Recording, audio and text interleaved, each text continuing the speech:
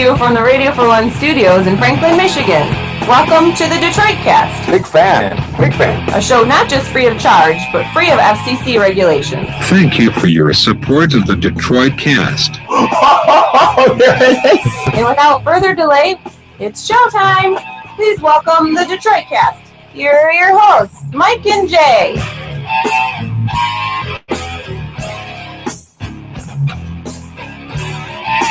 All right, welcome to a Thursday edition of the Detroit Cast with Mike and Jay. Big E is here. Mickey is here too. How you doing, buddy? Fabulous. How you doing, Mike? Doing okay. Yeah, it's good to see our son of a bitch back in the house.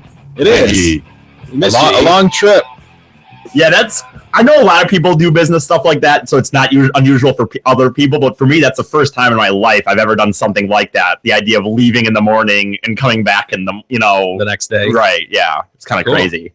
I actually got out of the house today, too. What'd you do? We'll get to E's hijinks in a second. Beth is trying to sell a car on Craigslist or something. Okay, so you wanted to monitor one of those. Yeah, so it was wisely so. Yeah, so I went and met Igor and Sergey. Very nice. Yes, took a little spin. But the whole time I'm thinking, if shit's going down, like, what am I going to do? Like, what is my role? Am I just here as, like, someone to be shot first? Like, what is my role here? Because clearly I'm not going to be able to do anything. You mean she was involved? Why didn't you send her in the house and you handle it, man? Well, no, we shouldn't even interface with the Russian mafia. But we didn't go to the house. We went to a secure location. Okay. Well, why isn't she church inside? Parking lot? Okay, you shouldn't have met at a church parking lot. Why? You should have met at a retail establishment. There were lots of cars there. Where your lady friend could go inside and be safe, and you handle things like a man. Yeah, it was funny, though, seeing these guys. She's in the front seat. I'm in the back seat because it's not my car. I've never even really been in this car. And it's a second car. You know, it's 14 years old. I know. She's just, every time we talk about Beth, there was another thing. It's like, oh, she's got a second car. Something quite extravant. Right. She's really living it up over there. A glimpse into the highlights. What's she doing with you? Exactly. No, so anyway, it's an old car. It's like 14 years old. So at one point, you know, it's clear that she's the one selling this car. I have nothing to do with it. As I said, this might be the second time I've ever stepped foot in this car. But they want to deal with you. And they're just like, he's driving. He's like, so tell me about this new exhaust. It sounds like you've put a different exhaust on this car. And he turns around like a whole 180 to me. And I'm like, Igor, what are you asking me for? Number one, what's an exhaust? Yeah. Number two, not my car, Igor. It's just so funny. Like, he's like, men deal with men. That's what I was going to say. Was it just solely that it's like in his mind? Oh, dude, for sure. It was, you are men, so you know more about the car than Vagine over here. So how did you respond, Mike? I just kind of smiled and waited for her to say something. Yeah. I wasn't going to say anything like, you know, come on, Sergey, this isn't my car. I have no idea what happened here and what's going on. So, yeah, I did leave the house today. I was a little scared. But, yeah, I was just wondering, like, what possibly was I going to be except victim number one or victim number two? Right. That was my whole role to be there, was to be a victim. Well, no, you could have, if he just really quick killed Beth, then maybe you just jump out the door and you're like, crazy. Well, maybe. I don't see that happening quickly. Yeah, and the fact is, you take the guy out first. I mean, Sergey and Igor didn't know me or Beth. Right. They could have just assumed, being the man, that I was going to be more of a threat. Right. So they could have just taken. I would assume they would take me, and I would be victim one. But did you let him know about your Prada Willies? Maybe that would have affected who you would have. No, it turns out they were perfectly fine gentlemen and they had no issues. But had they had issues, I realized my role was basically just to be victim one. Yeah, you offer the chance of maybe a gun jam, something like that. Yeah. They point it at you. They shoot off the round that's in the chamber, and then they go to her and a gun jam. Something, just something. You offer some moment of opportunity. I asked Beth, like, what when we got back, I was like, what was my role in this? I mean, were you just setting me up to walk into an ambush here? What? Yeah. Like, how did you see this going that my services were needed? She's like, well, you were there to provide a male presence for that's an understatement. What could have just been, I didn't want to say that. I'm glad you said it. But yeah. Like, well, I wish you would have told me. I could have called Jay. I'm sure he would have come over and served a male purpose for you if you were just looking for a man. I mean, I don't know that I'm that person, but so anyway, I'm lucky to be here tonight. You should all be grateful that I survived that incident outside of the house this I afternoon. didn't even know about it, but I'm glad you didn't tell me. If you had let me know that was going down, I'd have been worried nervous. sick. Right. I'd have been worried sick, Mike. Sure you would have. Probably. It wouldn't have been as glamorous a Dateline story had, if some unfortunate, unforeseen accident happened and Beth went over the cliff. You guys could get behind that narrative. But if Well, I that's don't by know. Russian mafia, that might have some play, man. Yeah, it depends on how it goes down. It really would all depend on how that's. Do you know how many people are murdered by the Russian mafia? I'm just another one on the list. I mean, But if it, that's like it's dying in in a plane Frank- full of celebrities. It's like, how much press are you really going to get out of that? right. We could have worked it. Maybe the media wouldn't have come crawling to you. You would have had to crawl to the media. Yeah, we would have had to manufacture something. You're right. Yeah. I mean, you'd get a little Twitter buzz, kind of like last night, but I just don't think, I don't know. The Cliff one was going to be hard to beat, for sure. Anyway, as you guys mentioned, E is back from Vegas. How was your time there? E, we talked to you for a couple minutes. Yeah. Veron, by the way, I got to be honest. I know we've said it sometimes before. Like, I loved being in Vegas, but going back on the plane, it's so cool having something where I'm actually like looking forward to doing this. Like, I was like, damn, it was fun, but I even that day I missed it. But What, doing the show, you mean? yeah, Yeah. being here and Yeah. stuff, and then you guys calling me, and it's kind of weird how I talk to you guys. And It then, is and then, weird, and then I isn't went it? out I to hate do that. something. Then I went out to do something. It just left my mind that, they're doing the show right now. Can you explain before you moved on, like how the hell were you so lucid and everything like during our conversation? That was remarkable. I still can't get over how organized your thoughts were. I how did think a rational you little sounded. bit about what I wanted to say, but I didn't. You didn't have it write like down- written down. No. Oh, God. No. Well, of course. And You had a of course the teleprompter. motherfucker read. No, that was I It don't was know. amazing. It was Just off the cuff. It was. and you know what? I I will asked say- for a list of questions that we were going to ask him to be provided to him. So I sent his assistant a list of the questions that we were Right, going to right. ask. And so he had a little time to No, you prep. know what? I know you won't believe me, Jay, but I thought once I knew you were going to call me, like I didn't even think about it during the show. It was only when I texted Mike and said, "Hey, you can call me whenever."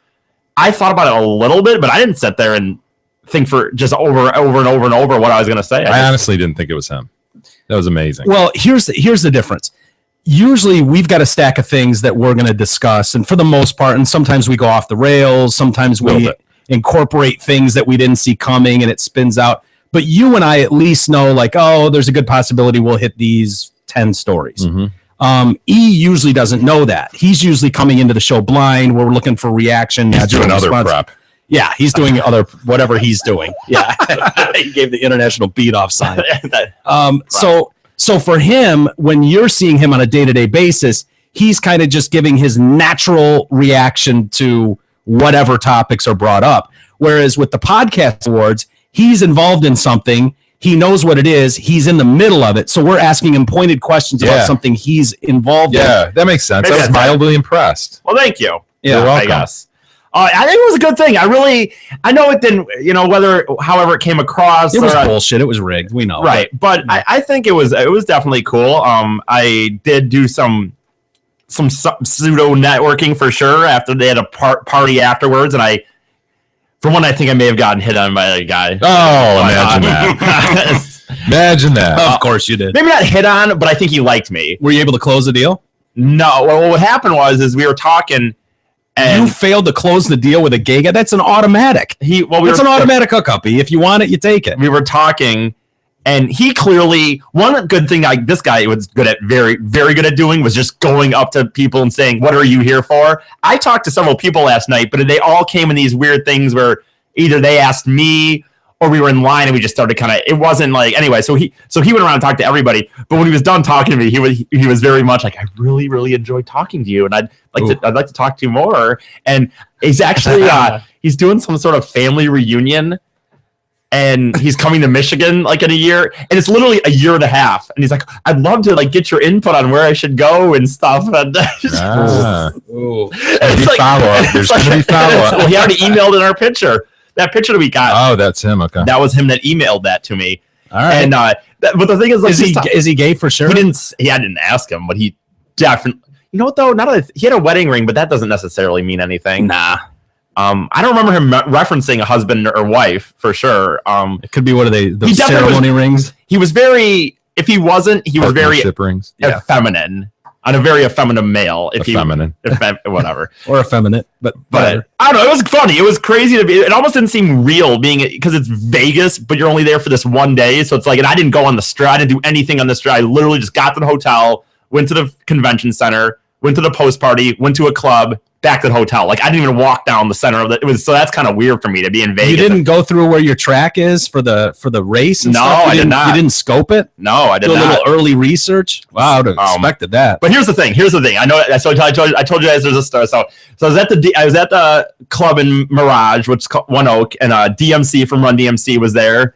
And I posted a picture, so a lot of people already know this. So that was pretty cool. That was pretty cool, man. It was awesome to see a guy like him, and to hear him play Tricky live was pretty cool. Yeah. But so I'm, definitely a little drunk here. Yeah. And I don't exactly remember how it started, but at one point I'm talking to these two girls, and I'm talking to them, and I think I probably buy them a few drinks. I'm drunk myself, and I don't remember how I finally was just like, I don't remember if it was literally close to closing time or when I made the move, but I kind of said, was it go time? What are you guys doing? And they're like, no, but I was already talking to them. There wasn't something where I walked up to the last minute. I'd been talking to them. I think I'd even been dancing with them or something. And so you didn't pull out your world famous balls in your court? No. I don't remember exactly how I started talking to these girls, but I did. Anyway, and then I go kind of, what are you guys doing? And after this, I don't know what they said. I was like, I'm staying at the Luxor. Let's why don't we go continue this party? Yeah, let's keep it going. And they were down, I guess. And so, holy cow! Did you get robbed? Did you get rolled? Are you missing some body parts? Well, you got it right with the first part. So I think I got robbed by two girls. But shit, you did not get robbed by two girls. Kinda. Maybe. So here's what happened. You either did or you didn't. So here's what happened. We get back to the room. We bought a case of beer, and we get in the room, and we start to open these beers, and these two girls are there, and all of a sudden, then they go, "Hey, you gonna give us some money?" And I'm like, "What do you money?" And they're like, "For cab fare. You said you'd hook us. You'd be good if we went to your room. You'd kind of help us out." And I kind of said, "I did." And did you? And then they're like, "Did you say that to them?" I don't remember. Yeah, I don't remember that part. So they're in my room now. So I have these girls, and then I go, "What are you talking about?" And something. And then I kind of insinuate, "Well, what money you're talking about here?" And she's like, "Well, I was thinking like 100 a piece." And I was just like, "Are you fucking kidding me? 100 a piece? I'm not paying you $100 a piece for a fucking cab fare." I don't know why. I never would have said that. Yeah. And then she said it. And then so finally, my mindset is now I'm drunk. I have them in the room, and I'm certainly not. Are they hot? You know what?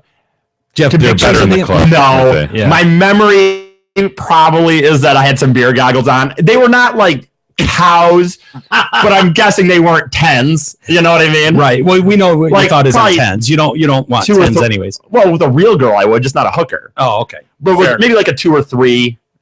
You know what I mean? Oh boy. But they're in my room, and I'm thinking, okay, this is bullshit. Please tell me you didn't get rolled by a pair of 2s. Please tell me you didn't. So here's what happened. My credit card, my debit card had got declined. No. This is what happened there, though. At the club, it turns out that Chase had banking had thought that there was suspicious activity that randomly in one day there was multiple Vegas transactions, so they shut it down, and I didn't know that. So I'm at the club, and I'm like, for one, she's like, "Your card didn't go over." I'm like, "Are you serious? There's literally like $500 on this. I know it's good." So I had to take all my cash. Everybody says that. No, but there is. There's money in this account, but I know. But anyway, so I had to pay. So I don't have any cash on me, but I did have $40 that I had left in my backpack, which was supposed to be for like cab fare the next morning and maybe some breakfast or something. Yeah. And I'm kind of like, I don't really want to give them money, but they're in my room, man, and I'm kind of like, I'm drunk. They're in here. Just keep them here. You just got talked into giving them money. So I gave them $40, and then she says to me, "That's not enough." I'm like, "Well, this is what I got. I'm not going down to get you money from the ATM or something." And then she kind of goes, "Oh well," and then I don't know if she pretended, but she goes to simulate getting a call from her other drunk friend at the club that they left. Apparently, I don't remember this person. I think they made her up. Because they're like, "Oh, well, we got to go get her." And I'm like, whoa. I just gave you money, and now you're going to go, "No, but she's cool. She's drunk. Don't you want to party, man?" And she actually did kind of start to take her shirt off a little bit. And she's like, "Don't you want to have a good time? We just want to get her up here and all have a fun time." And I'm like, "Yeah, that's cool, but you're not leaving with money." And she's like, "Okay, well," and then she's like, they start to walk. I'm like, "No, I'm going with you then. If you're going to go pick her up, I'm going with you." So He's invested at this so point. like yeah. I start to tell her, wait, let me go get a beer, then I'll go with you guys. Oh, no. They just start walking. I get a beer. By the time I got a beer, walked up the hallway, They're gone. they're down the hall already. I started running to the elevator. They're already down the elevator now. So I'm not thinking I'm going to catch them, but I'm going down anyway to see what I can do. Yeah. And I get out, I start running, and I meet it, and I catch up to them like mid lobby. So what is your thought process at this point? Like, I invested in these chicks. At least I'm Yeah. going to hang out with them. Yeah. Or They something. owe me a handy. They at owe least. me something, right? I'm thinking that I gave them $40 freaking, and all they did is go up to my room. But doesn't the fact that they're trying to get away from you signal like, all right, this is... I want my money back is what I want at this point. Yeah. That's what I want. I'm like, hey, you want to leave? That's fine. But I'm not fucking giving you $40 just to come here. Yeah. And you laid your money down on the over, and the under came in, and now you're bitching about the bet you made. then they pretend again like, oh no, we're cool. Yeah, definitely. Like as I'm walking with them again, so I do catch up to them. And they're like, oh no, yeah, blah blah blah. No, we're good. Yeah, we're just gonna pick her up. We're good. They're still playing good. We get to their car. They get in. I go to open the door, lock it, boom, drive away. What the hell, man? Oh, and I'm just sitting there. And at this point, dude, I'm gonna be honest. It's about 4:30 in the morning, 5 in the morning, maybe. Dude. And and maybe 5 even. It's like anywhere from 4:30 to 5 in the morning. And now I'm just sitting there in like the entranceway of the Luxor. And I'm just like, their car just drives away, and I'm like, where did their car come from? oh, that's what happened. We didn't take a cab to get there. They drove to the hotel. But then they talked about needing cab fare and all that. Exactly. I mean, Wait a minute. exactly. Yeah. Exactly. Oh, And so then after this, This didn't pop into your head when you're up in your room going, wait a minute, what do you need cab fare for? well, We my drove thought here. process was maybe that they were going to park their car here tonight and they were going to start drinking, assuming that these two random chicks that came back with me in Vegas are going to be responsible enough that they're going to leave their car here, Gotcha. drink till 5 in the morning, or Drink whatever. and drive. Right. That's maybe. I'm not going to pretend to say that I really thought that lucidly, but Yeah. So anyway, then they drive away. And I'm just sitting there, man. It's like 5 in the morning. I'm thinking, and then I walk up because it's Vegas. Obviously, there's always an attendant, you know. Yeah. And I end up having probably, and I feel bad for this dude, but probably a 10-minute heart-to-heart with this attendant about how bummed I was. I'm just like, man, I mean, you know, if they don't want to come back, that's cool. But this bullshit trying to give them $100 and shit like that. What was he saying? He's stone sober, by the way, going, Yeah, I know, man. Is there anything worse than talking to a bumbling drunken fool at 5 in the morning? You're just like, oh, God. I remember, No, man, it's going to be okay. That's what I Things will kinda work remember. out. You know, fuck them. You'll get over this. I remember a lot of that. A lot of just like, it'll be all right. Having some stuff. half-ass pep talk going on at 5 in the morning in the Luxor parking lot. I know, and I'm just, and so it's like I wrote, and when I was flying home on the plane today, I was still bummed about it, but I was just like, man, I think I got robbed by 2 girls. Yeah, you did. They just, Think about these 2 chicks. Yeah, let's go back to his room and see what we can get out of him. It's just What a racket. you think about, That I think sucks, Vegas, man. I think you could do it maybe almost anywhere, but Vegas is a place where when I really start to think about it, if you were a girl, you could do that so easily in Vegas. Just because of the night scene, it's 24-hour drinking, clubs are till 4. You get a guy at 4 in the morning. Yeah, let's go back to the room. Every guy's there to drunk and hook up. If you're at a club at 4 in the morning, most people are there at that point to try to hook up with. You're in Vegas, you know, kind of, what happens in Vegas, you know, and Yeah. so it's like if you think about it, I've never heard of it, and but I'd be shocked that doesn't happen way more often than. And I did when I was talking to Ty about this story. I can handle myself. I've never worried about the concept of getting myself back, no matter how late or how tired, how drunk I am. But I do think this is one of those times where if Ty's with me and we both like, yeah, we got these girls, we're walking back to our hotel. you don't need a chick if TCG. Well, no. Yeah, what I good think point, is great if TCG's there, he's just like, the minute someone says, hey, we need some money. If I had another buddy there with me, Would have been a lot he easier. would have fallen for that. We would have definitely, TCG would never have given money like that away. I can't believe you gave money to him. I know. I just remember thinking that I had all this investment. I had all this. For the record. I had all this invested. They're in the room. My thought is like, they're in this room. If I just keep them here, we have a case of beer. It's 4 in the morning. That's the easy part, man. Get them to the room to continue the party should be the easy I part. know. That's my point. So my point was, You know, didn't have any good drugs with you. You didn't have any good liquor with you. I mean, you just kind of got a case of shitty beer you guys picked up on the way. yeah.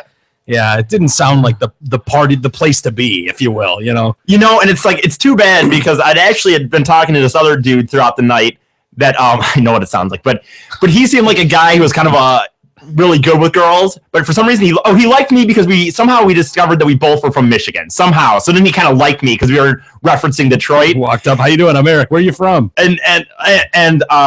And he was literally the plan before these girls was that he was staying at the Cosmo, man. And he's like, yeah, fucking come. We're going to fucking be drinking way later, after this to the Cosmo. Let's go and get fucking out. And I remember thinking that this is a guy who might actually have ability to pull in girls that something. He's weighing his options. Do I go with the guy or do I go with the two chicks, the two twos? I chose the twos. Someone told me I was talking to somebody on the phone today about it too. And someone told me that like how it's just like she was just like what a typical Eric story. There's a very and I told her, yeah, it is. And I said, the reason I have those stories though, I guess, is just I'm not a very it's almost like that Jim fucking Carrey movie where it's like yes man. Like I don't say yes to everything, but I'm always just very open. Like I have no problem being by myself at a club. I have no problem someone like, hey, we're gonna do this. I'm like, yeah, let's do it. Yeah, and that's what That's why it's remarkable. You still have that beautiful grill of teeth. Yeah, I know. It is. Or that's on alive. He puts himself in these situations. Very precarious situations. Indeed. Yeah, it is remarkable. He's right about your teeth, but I think that I'm even alive. The fact that I haven't had worse than I've thought that before too. Like those nights, especially when you add alcohol to the mix, it's such a game changer. How it loosens people up. I've been in those situations where I've woken up in the morning going, "How the fuck?" Yeah, or that or you're with a group of guys and people, and you think everything's going well, and then on a dime it turns. Yeah, like all of a sudden there's a fight, and you're just like, "Fuck!" I thought everything was cool. Yeah, and here we are. Yeah, it takes one dickhead shooting his mouth off, and sometimes that was me, sometimes it was someone else. But, right. We've all been there. But yeah. Glad you made it. I'm so still thinking about it now. It's just like, what was I thinking, man? Even giving them anything. But I remember when they asked me for 100, they wanted 100 apiece. And you know what? Ty actually even thought later. Think they were hookers? No, you know what? Ty asked me that. And I'm telling you that in my mind, I know I was a little definitely some hazy situation, but I know in my mind I didn't think that they were. I know that I thought, now maybe they were and they were playing a game, but I 100% thought that I was bringing home legitimate girls just from the club, just like people that were just in whatever. I totally remember not, because I was dancing with them at the club and shit. So I guess in my mind, like again, maybe that's a game that they play, where they, I think maybe they are hookers, and and that's what they were just looking for, a way to like whatever. They took one look at you and saw Target. Right, I'm by myself. Totally. I'm sitting, Let's roll this dude. Yeah, but I 100% did. Wow. Well, they weren't hot. Vegas hookers are usually pretty hot. I mean, there's some weathered birds in there, but them. They're sitting. I'm just saying, though, I know for a fact that in my mind, I thought this was a legit situation, at least. Whether whatever. And when they asked for the money, and when they asked for 100, I mean, I did say it to their face when they're like, "Oh, we were thinking like 100 piece." I was like, "Fuck, are you fucking kidding me? I'm not fucking giving you $100." Yeah, like I'm not. It's not happening. But I'll give you 40. I said I got $40. That's all I got. He gave him all the. Oh yeah. I mean, you didn't have the ability to. Right. And your card was frozen. Actually, I didn't even think about that at the time. I couldn't have pulled that money if I wanted, which is probably a good thing. But. I mean, the thing is, whether you had you could have had $1 million on you. There was still no justification to give them $100 each. No, let alone 40. Your last $40 that was for your cab and meal the next morning. And by the way, so my credit card's frozen. I wake up the next morning and realize, fuck, I gave this money away. So this morning, I'm going to get my cab to the airport, and the Luxor line was huge. So I thought, well, I'll walk over, those little boardwalks or whatever. I'll walk over to Tropicana. That's it's not as big. Maybe the line will be whatever, and it's a little cheaper, maybe for the cab even. And then we get there, and there ends up being one of those like airport buses.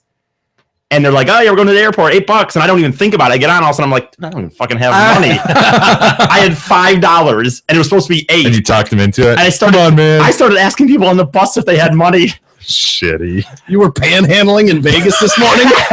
That was this morning too. That's what's weird. That was literally a handful of hours 12 ago. hours ago. You like barely got to that story too. We were about to move on without even Absolutely. hearing that he was panhandling in Vegas. Thanks for finally getting to it 25 minutes in. I just tell the dude, I'm like, Oh, no. dude, I have $5, man.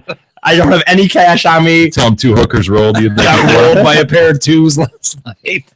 I mean, a couple hours ago. And the thing is, my credit card doesn't work anyway. I didn't even think about that. So, so I had one other one that could work. I had a real credit. My debit card didn't work. So did a single guy give you the $3 or? The guy ended up just letting me kind of go. Okay, the driver. Did he charge you the $5 though? He gave me, I gave him $5. Yeah. But it was like, literally, it was funny. There was this couple, there was a family next to me that was from Canada. It was a mom, a dad, and 2 boys. And we were talking, and we were both like, we both started looking at the time because it was getting a little close. For some reason, there was a real hard time getting cabs this morning. There was a lot of people in Vegas. So what if you had waited for a cab and realized you didn't have any fucking money? I did have a credit card I could have used. You said it but did. Oh, I had a other than- credit card, okay. not my debit. But so I get on this bus, and these guys are like from Canada, and we start talking, and they're actually pretty friendly. I'm like, oh, what are you Neighbors here to the for? north. Right. Of course Yeah. they're friendly. Yeah. And we're talking, and they're kind of friendly. What are you here for? What, right? Blah, blah, blah. Really cool. Then all of a sudden, the guy starts going on money, and I'm like, I started looking at my money. I'm like, oh my God, I don't have any money. And I lean over and go, guys, this is ridiculous. I have no cash on me. I have $5. Do you have $3 at all? And they literally gave me this a look of just like, are you fucking kidding? Like, I get it. I get that it's not, it's kind of a bummer, but it was like almost like, are you? Look, This is a bummer, the situation we find ourselves in. I'll even take Canadian, whatever. But it was like, no, but it was like this look of just like, It can have a beaver on it, whatever. No, but like I was an asshole for even, it's $3. And the thing is, the bottom line is, what's 8 times 4? $32. I can Or see that 24. 8 times 4. 8 times 3, did you say? 4. Oh, 8 times 4, yeah. So I can see that they have 4 people. So 8 times 4 would be 32.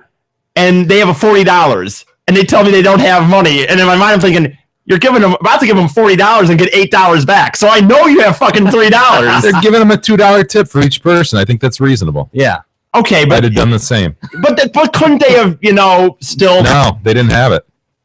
Think Their about last what 40 I mean. bucks. Look at you. I would do it for somebody. If somebody asked me, if I was in the exact same situation, if I had the money, I would absolutely say, yeah, dude, don't even worry. $3. I see you're in a tough situation. I wouldn't even consider it.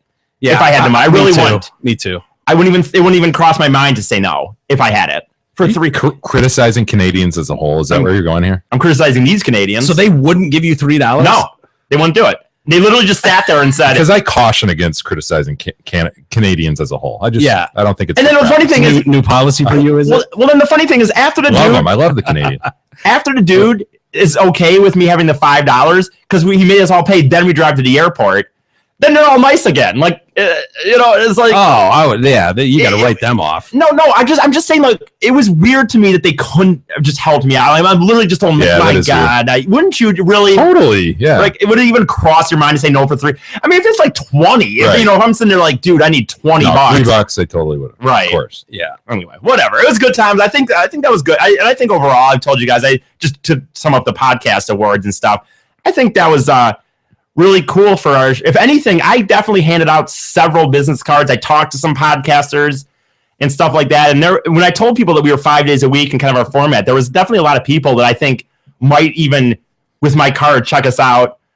Yeah. More so because we weren't just every other podcast that is just, hey, we just talk about cars, or hey, we just talk about drumming or something. Yeah. The fact that I was telling these people that we did, every person I said, Just talk about drumming. Yeah, there's Wow. podcasts for everything. there's They a usually do Taylor an Swift hour a week. podcast that literally is once a week that just talk. It's not Taylor Swift. It's someone talking about Taylor Swift. And what do they usually do, like an hour a week? Right, an hour a week. Yeah. So I think that when I was telling these people, every single person I said, I'm like, yeah, we do it 5 days a week. Everyone was like, oh, wow, 5 days. And so I think that's like almost enough that they might actually check it out because of the concept being a little different than most podcasts. Good work, E. Yeah, nice. I think work. anyway. I mean, we'll see. I mean, I'm not saying, but I gave them out, Jay. I was very professional. And even though I drank afterwards, I did not drink it until I had 2 beers at the podcast awards, but I did not drink before I believe that. you, E. So I believe Good you. job, E. Well, it's good to have you back. Seriously. Why do I have the back. feeling that he's going to fucking crash hard now? We're not going to hear much more from Yeah, you for the rest I'm of the show. dead, and I got to wake up tomorrow morning. That's all right. You just gave us a half hour of great talk. Holy fuck! I talked for a half hour. That's all right. No, it was great. It was funny, man. I can't believe you were panhandling a handful of hours ago. 12 hours. He almost didn't tell us that. Yeah, that was just an afterthought. It was a footnote. Totally. Dude, I was getting to the point where in the end I got to the airport on time, but it was one of those situations where I was just starting to get a little worried. I'm like, oh my God, if this guy kicks me off, what if there's a TS? Oh, and you know what else? So here's what else had happened. So I have my laptop here, but because... Did you get pushed into the search line by TSA? No. But I have my laptop here, but I had left it on the night before and I didn't charge it. And I start to realize that the confirmation email goes only to my email that's on this laptop. So I started to remember thinking that I didn't have my confirmation email to get my boarding pass because I didn't pre-print my boarding pass. And I started my mind starts going holy fuck, what if I can't? How I'll have to, I guess if I went up to the desk they could give it to me, but it's one of those things though where I'm already thinking my God, I'm gonna be running, mainly because I thought I was running late. You know what I mean? This idea of what if I'm running up there and now I got to make it extra hard. You don't have that on your phone? No, I don't have Outlook on my phone. I have. Okay. It's a weird situation where it's not on my iPhone. So anyway, but you made it work. We can move on. Sorry. No, that's all right. Sorry. Anyway, dare I say a big show today? Got a lot to get to. We've got there's more? There is more. There is more besides just in Vegas. We've got an explosion with ISIS, little update on Boko Haram. Now that GLJ's out of the picture, how's this going to go? I'm honestly worried about hashtag bring back our girls. we knew that GLJ had that shit, but with him on the way out, it's tenuous. Yeah, it's tough. So we'll get into that. Death to Crackers video going around, which is good. Like the cookie? No, like you and me, Jay, Mick.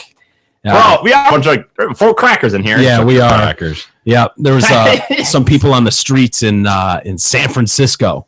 And hey, look, it's quite an interesting video. Your boy over here is already trying to suck up the JIC by wearing his state apparel. Mickey is? Yeah. You can admit it, yeah. There's another guy with I actually was wondering if I was going to catch some shit because dude. Not versus state. But Bill Green. Got it. Not from the fucking king over here. Ooh, you're fine, man. Also, we've got a bath salt story.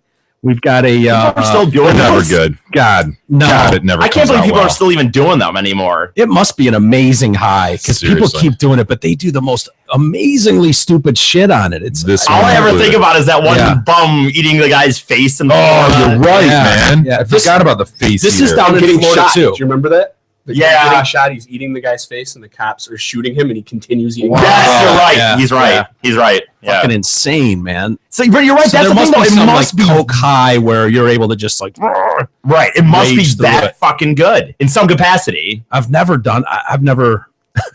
Good to know, Mike. I've never done bath salts. It's weird, yeah, it's crazy. I've done plenty of things, but I've never done bath salts. I'm gonna go on the record and say I'm never gonna do bath salts. Yeah, I don't think I'm interested in bath salts either.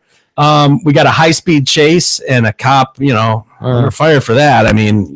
Just reacting to the situation. Yeah, level playing field and cop shoots unarmed black man. So, it's, what are you going to do? It's got to be a racist move, right? Yeah. And then we got Aaron Hernandez. But the story that's it's funny, whenever there's some story that dominates the news for the day, it's like everything else is just thrown out and they don't care about it on the networks. This gyrocopter, I don't know if you saw this, but this guy, and you probably didn't see any of this stuff, but a Florida mailman. Yeah. He on a gyrocopter. Look at this thing. Yeah. This thing looks like something out of Chips, in a 1985 Chips. Yeah. John and Ponch doing Look at my man. Look at this thing, dude. Jesus Christ. Yes. He caused a humongous security scare when he landed his gyrocopter on the U.S. Capitol's front lawn. What is the... Okay, they said he was seconds from being shot out of the sky, which I think Couldn't would have blame been an appropriate measure. To be honest with you, I would have had no problem. I'm shocked that he wasn't. Yeah, and Almost. I mean, I feel like he probably should have been. that's what I was going to say. It's almost Or at like least that guy that infiltrated the White House a couple months. Yeah. months with ago, the where knife. he got in the door and he's running up and down the halls. Like, how does that happen? Yeah, Well, to me, I just wouldn't think that was possible ever. They should have. You almost think they 100% should have at least shot like at the propellers or something. Maybe you don't shoot to hit him, No, I think But you you- shoot to hit him. but you should have.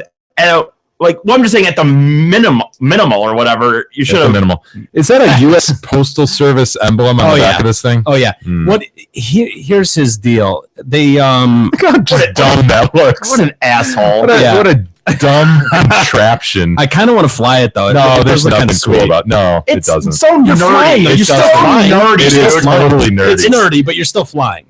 You're still airborne. Oh, he's sitting there with just a kind of a Joystick. a joystick and a makeshift helmet, kind of like he took an old motorcycle helmet from Oh, I got it. 72 and put a shield on it. What is this? Something you could see a certain Kadog maybe do? Oh, I can totally yeah. see Oh, that. yeah. Good dog. I can see Yeah, I the got a dog do it. gyrocopter. Oh yeah, I've had one for years. It looks like he built it himself. I think it's a lawnmower yeah. engine. I think there's a lawnmower engine on it. You have to build a gyrocopter yourself. I mean, where are you going to get a Almost by gyrocopter?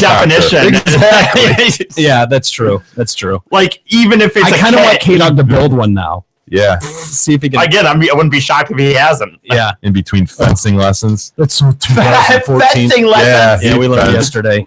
Of course, he fenced. Yeah, I didn't listen to the episode. If I'm not on Oh, it, who thanks for cares? If supporting the show. Yeah, real nicey. I'm not on it, I don't care. Yeah, you were though. You were. Oh on it. yeah, So, I was on it. Hughes claims that Doug Hughes is his name. He's 61 years old. They claim that he was in their sights. They were ready to open fire. Had he gotten any closer to the speaker's balcony, they have long guns to take it down, but it didn't. It landed right up in front. Hughes claims he informed the Secret Service and the Capitol Police of his stunt into the no-fly zone, which was designed to draw attention to campaign finance reform.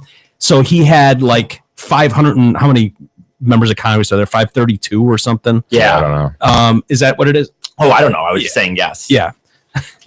So he had like in his mailbag carrier thing, there are individual letters to each member of Congress bitching about, yeah. campaign finance reform. Very symbolic and appropriate to fly Yeah. your gyrocopter in with. Well, So this guy yeah, was special giving delivery. he was giving interviews to like this newspaper in Tampa, telling him what he's going to do. He told friends about this. He claims he called the Secret Service. He didn't want to be shot down.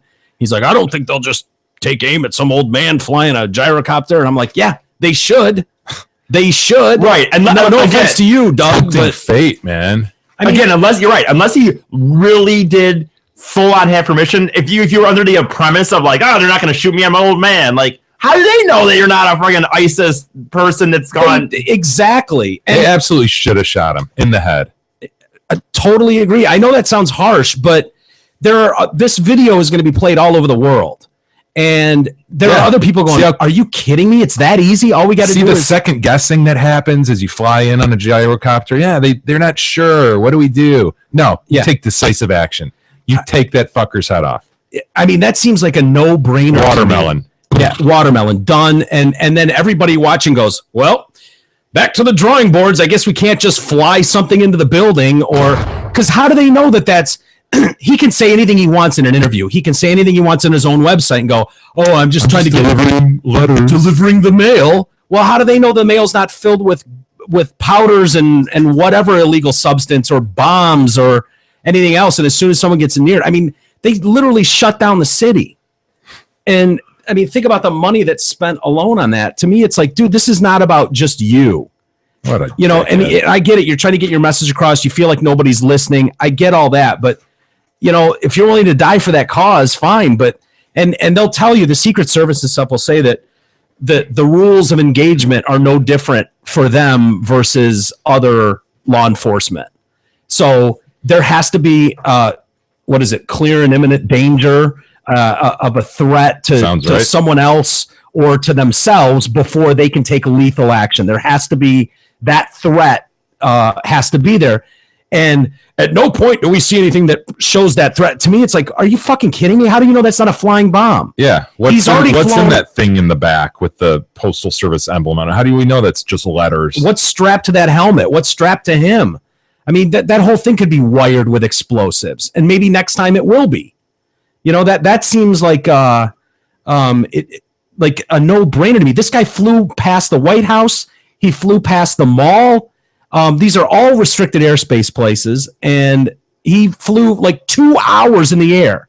And they're like, "Oh yeah, we saw him, and we got him." And they got never posed a threat. Yeah, really? How did they? Yeah, really? You're right. Yeah. So we're to believe then if he'd just taken a right turn and planted that thing in the top of the White House, that you would have been able to do something about it. Right. I mean, I really, and we've talked about it before, I really honestly believe that if something were to really go down, I mean, don't they have things that come out of the ground that force take missiles down, something? Force field? Yeah, I mean, tractor beams, reverse tractor beams, yeah. Raise shields, Jay, right? Yeah.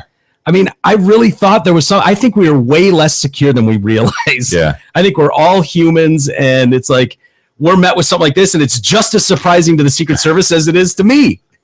It's like, shit, what is that thing? Wow, look at that. I'll be damned. Oh, better get over there and arrest him.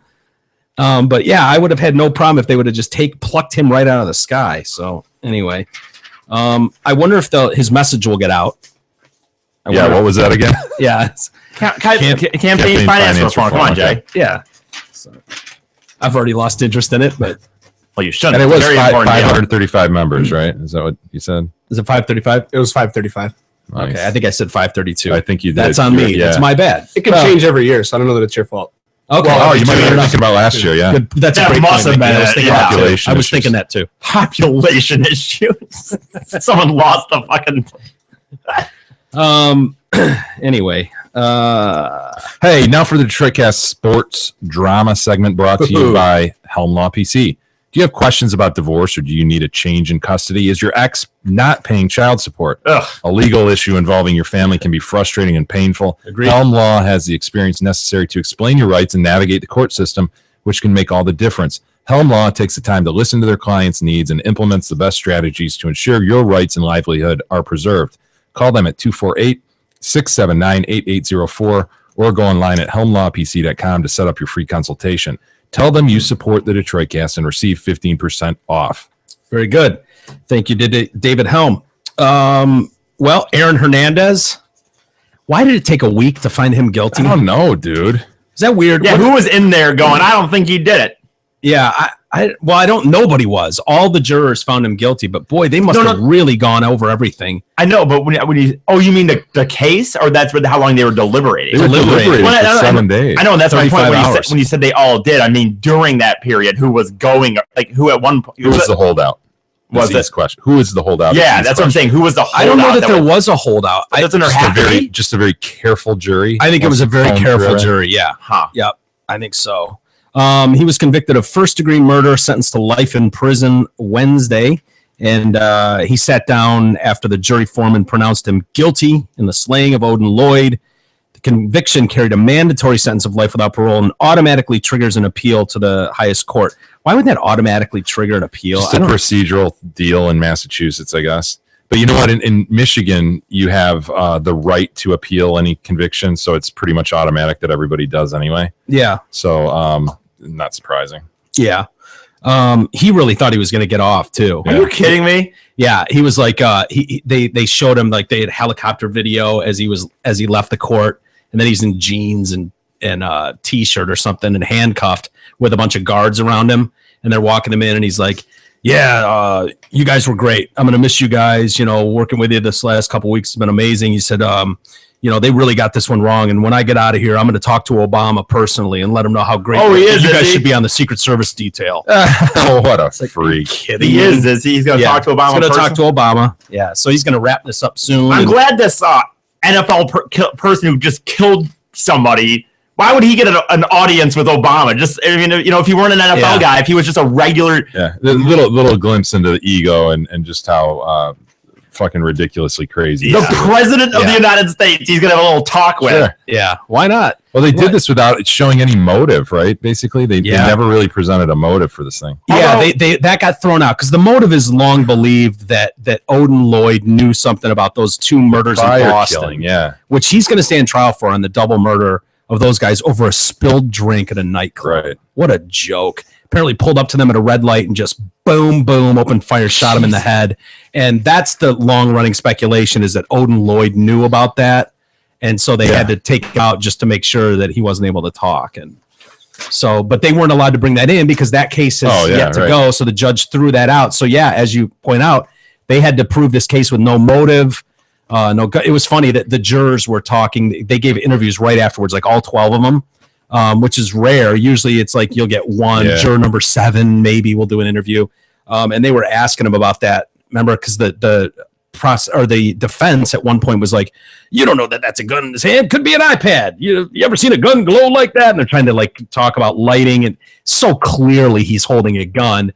And they're laughing. The jurors were out loud laughing about stuff. Like, wow. Yeah. Would you be worried if you were a juror like that on a case something like this? I wonder if jurors ever get worried about doing an interview. Sure. I think people just a lot of times they just scram out of there because they don't and want any follow up by anybody. Yeah. And the thing is, and that we would go to the point that you always say, like, you'd love to be on a jury and you'd like to be on a big. But when you think about it, I think if I thought about a big like murder trial or something like that, I think in the back of my mind I'd be like, what if this is if anything had like a gang ties or something in your mind? Wouldn't you think like, hell yeah, if we put this, hey, this guy is one of their leaders, well, man, you're on the juror that sentences him guilty, they're gonna find you and be like, they got some justice. Well, and I heard somebody tonight talking about just how connected people must still believe this guy is, because you've got two co-defendants in this case who didn't roll on Hernandez, who totally could have and sounds like should have. They just proved beyond a reasonable doubt he was a trigger man. Yeah. And so these other 2 defendants have every incentive to, it was him. Give me a lesser sentence. And they never did. So that suggests that they're fearful of not backing this guy to the end. And so when they do interviews, and I know they probably could find out who the jury was anyway if they didn't do the interviews, but the interviews just makes it to me that much more. Yeah, you're putting yourself out there a little bit. Yeah. You've dealt with juries plenty.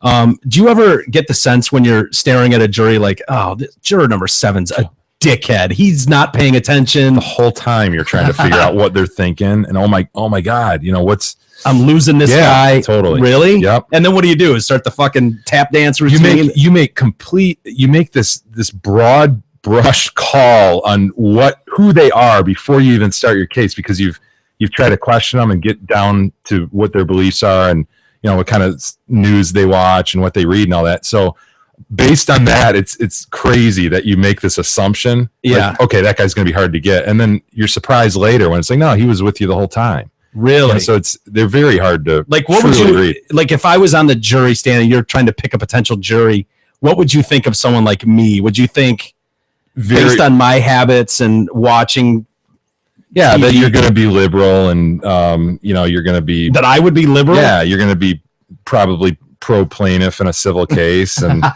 against big business and that. So but you'd be like, well, this is a guy you'd watch you in the jury box every day falling asleep, and you're like, all right, he's got his that's on you. Don't blame me for falling asleep. It's your job to entertain. It was more entertaining. He's got his liberal beliefs, but he's not probably going to run the conversation in the room. He's going to be pliable. He's going to be pliable. He's going to be a follower. Son of a bitch! You're a sheep, Mike. Is what he's trying to say. Wow, he sure is. You just called me a follower. He has no self-respect. The way he dresses, the way he wearing a sweatshirt in court. Would you wear that?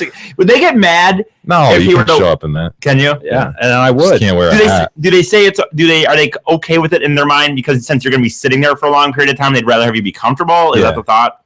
Yeah, and people come from all walks of life. You don't have to get dressed up to sit on a juror. Yeah, I think you want to be respectful, and most people are when they first get called. But as the thing as it limps on, you see them get more comfortable and them start to show up. Would the judge say something if you walked in there like pajama pants, or like maybe? Could he do anything about it? Yeah, it's his courtroom. Yeah, judges are god of the courtroom. Like, what could he do? He could put you under. Usually they're very respectful of the jury because they realize the sacrifice that they're making. Gotcha. Certainly in the several day jury trial. These people are, it's really upsetting their lives, and they've told the judge that during the voir dire process where they're questioning and trying to figure out if you can sit on this jury. They all come up with all the excuses in the world, as any reasonable person would, right? Yeah. Well, I got to pick up my kids from this. I got this obligation. Oh, yeah, absolutely. I can spot a guilty guy a mile away. So the judge is usually, yeah, they're usually pretty cognizant of the fact that they don't want to be there. They've got other things to do. So they let a lot go. But yeah, if you're going to be disrespectful and show up picking your ass, and I'm sure at least the clerks or somebody would say something, the bailiff, yeah, hey, man, you got to straighten up. Have you ever had to tell a bailiff, like, can you knock some sense into number 3 over there? He's being a real douchebag. No. Has anyone ever fucking stood up and like, can you repeat that? I missed that. Has anyone ever talked back to you? No. So they're supposed to be like literally treat you like you're a TV.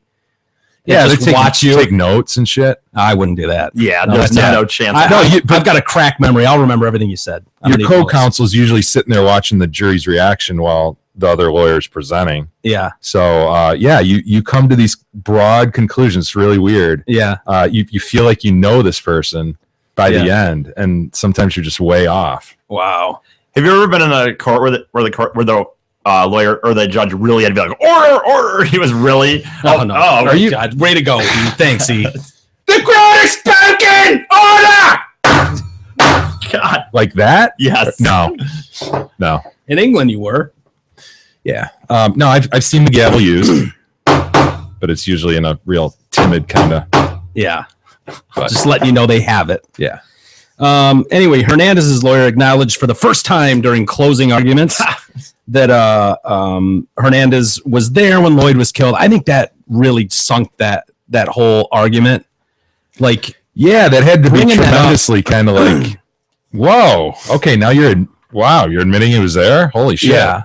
And you saw the why would he even do that? Why? What was the reason? It probably was the testimony was so incredible to suggest that he wasn't. They probably resolved. All right, we've just got to admit that he's there, and hopefully they don't have enough evidence to think that he pulled the trigger or was okay with what went on. Wouldn't that say that the prosecution did a really good job of proving their side of things with really just circumstantial evidence? You have evidence? to, dude. Beyond a reasonable doubt is tough. To get a unanimous verdict to say beyond a reasonable doubt, that is a tough standard. Yeah.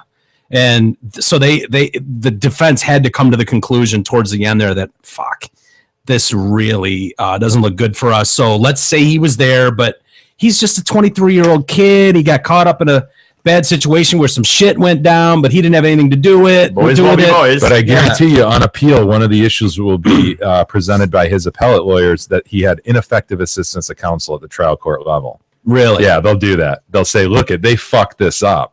Yeah. They purported, one story, and then when it got to the end, they changed, and that fucked this whole thing up. Yeah, but it's a decent argument.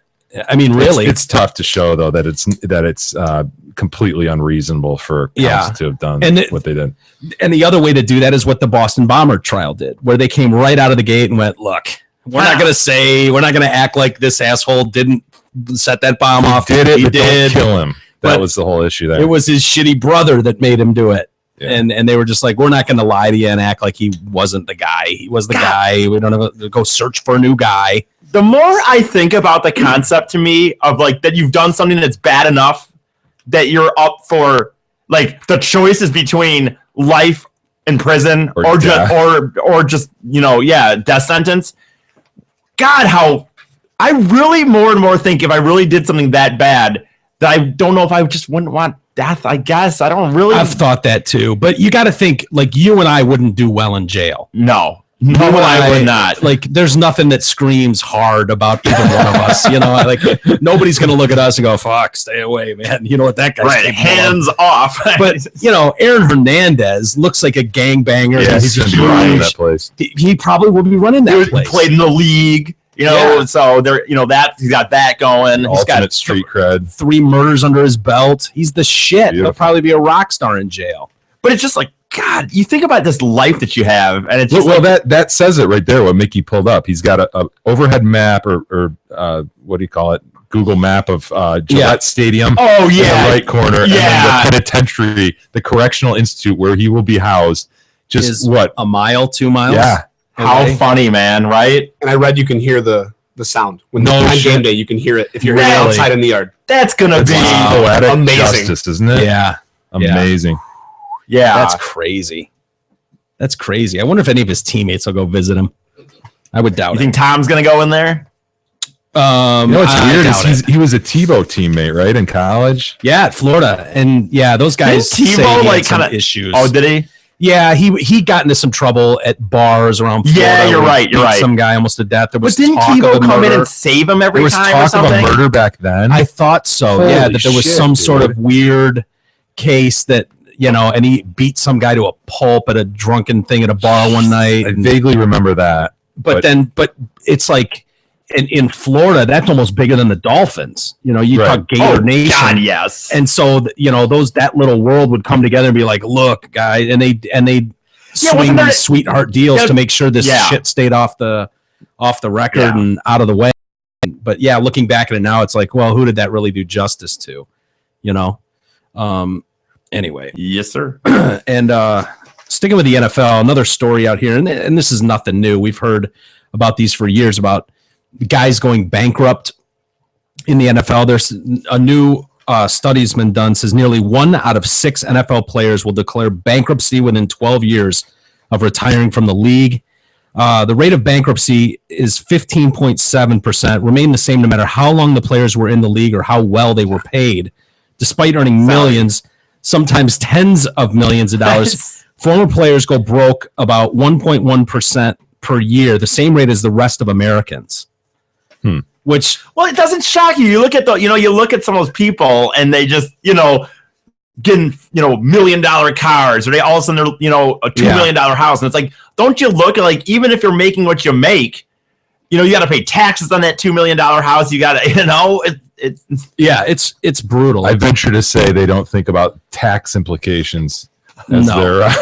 as these 21-year-olds are getting these fat paychecks and Which I don't know what that's rolling up to the Bentley dealership. What does that speak more to? The problem with how the process goes and education. My understanding is that they do a lot to educate these They've guys. done more, but it sounds like they still need when to it's do not more. even their obligation. I mean, these people are adults. Like, Well, really, dude, do we really have to have a friggin' week-long rookie seminar and tell you about the danger? I guess we do. well, think about where most of these kids come from. I get it. I mean, seriously, if you come from a background where you're a single parent household and you're kind of growing up on your own, you've never had shit. Just putting food on the table is a luxury to a lot of these kids. Yeah, but They just happen to be remarkable athletes. And then you throw them into a system, and all of a sudden they're hit with an unbelievable amount of money. Their friends don't change. They're still running with the same people they ran with in grade school who are still in the gutter. So now all of a sudden you've made good, and now you're stuck taking care of 30 guys. Oh, it's understandable. I mean, you can I see how get it. that goes south. And yeah, I mean, you're right. It's not their responsibility to train these people how to live a life, but they do try as hard as they can. I mean, God, It is remarkable that they try to do that, yeah. Well, It's just that an shows you interesting- Well, how what more big the could problem is. Right, but and when you say is it a problem with the system or this or that, what more could they? What can they really do more than what they do? Are they have it? Every week, just keep going in and saying, "Hey, what are you spending your money? Paying for them to have financial advisors?" Right. I mean, you can't have oversight over these guys throughout their lives. Because then what happens? Yeah. Do you tell them They're what going they? to reject that. The union's going to reject that. Yeah.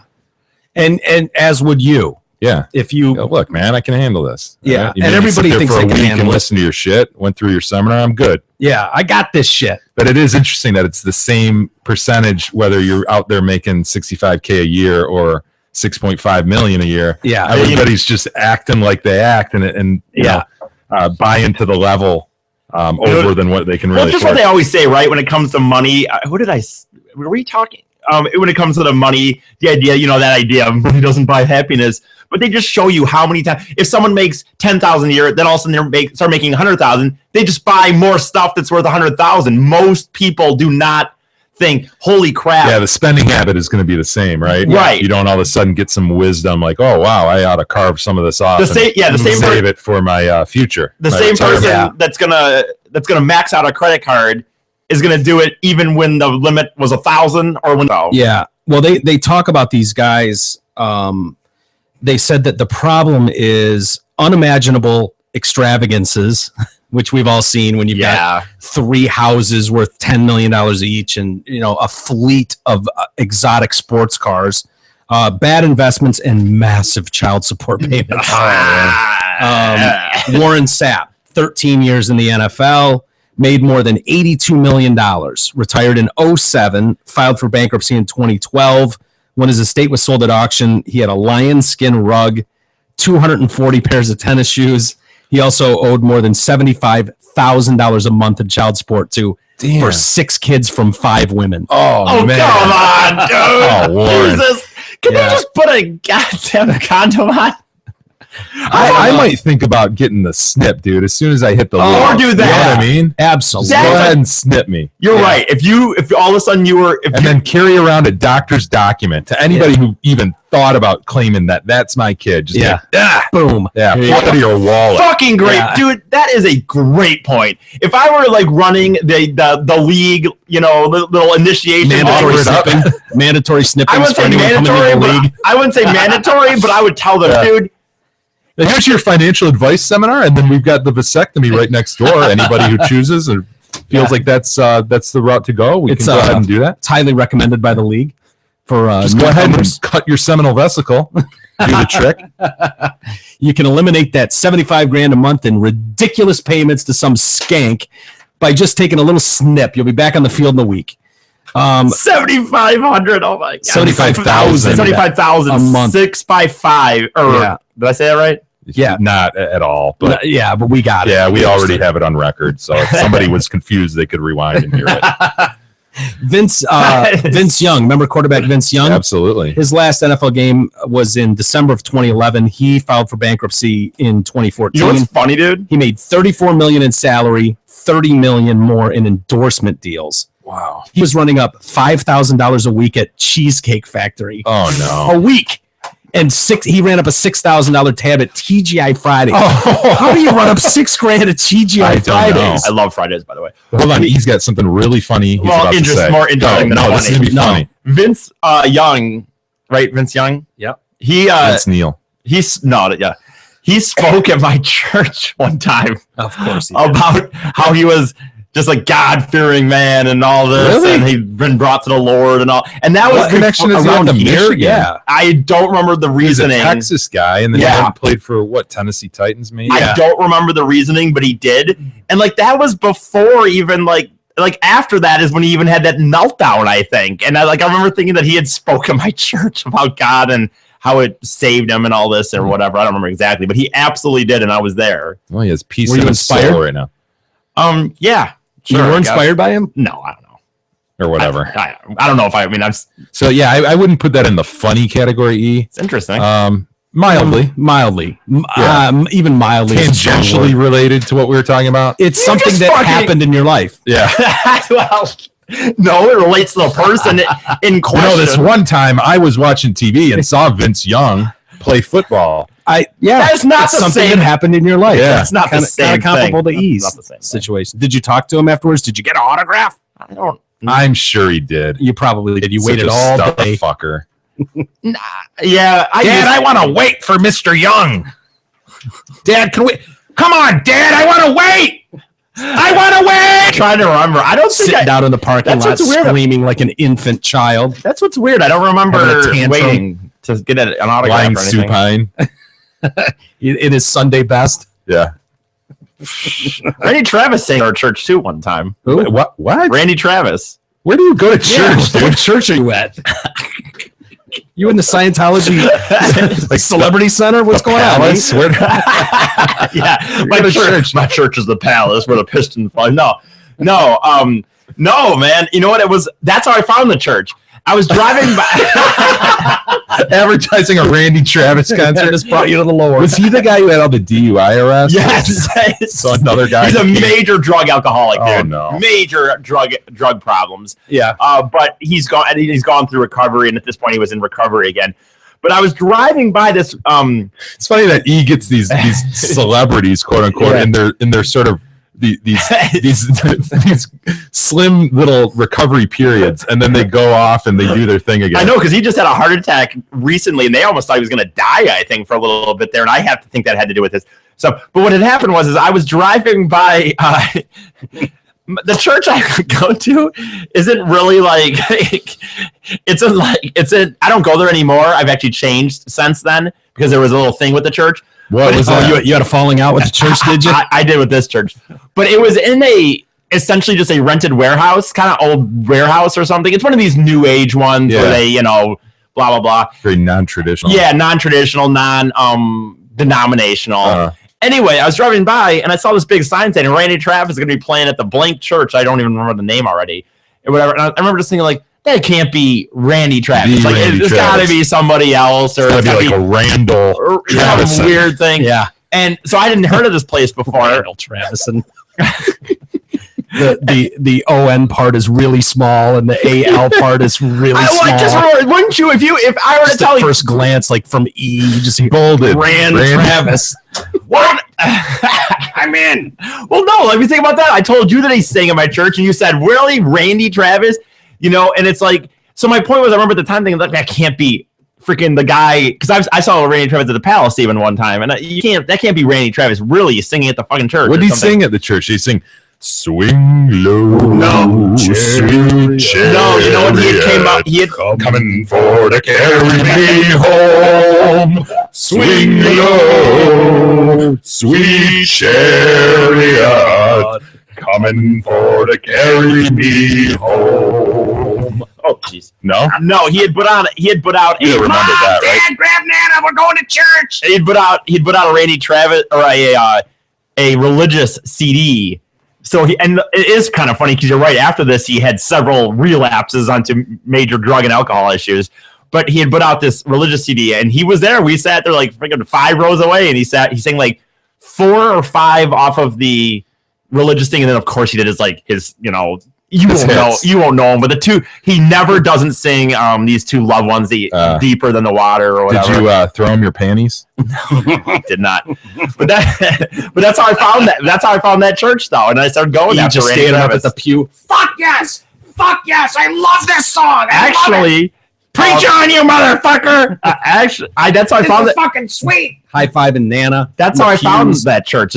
I started going after they had this Randy Travis thing. Great advertisement for Church X. And actually, I remember very specifically that I was up at Nana's for a week before that, and I hurried back home Sunday morning because I was going to get to go see Randy Travis. The good old days with Nana when she's living her with place. Papa.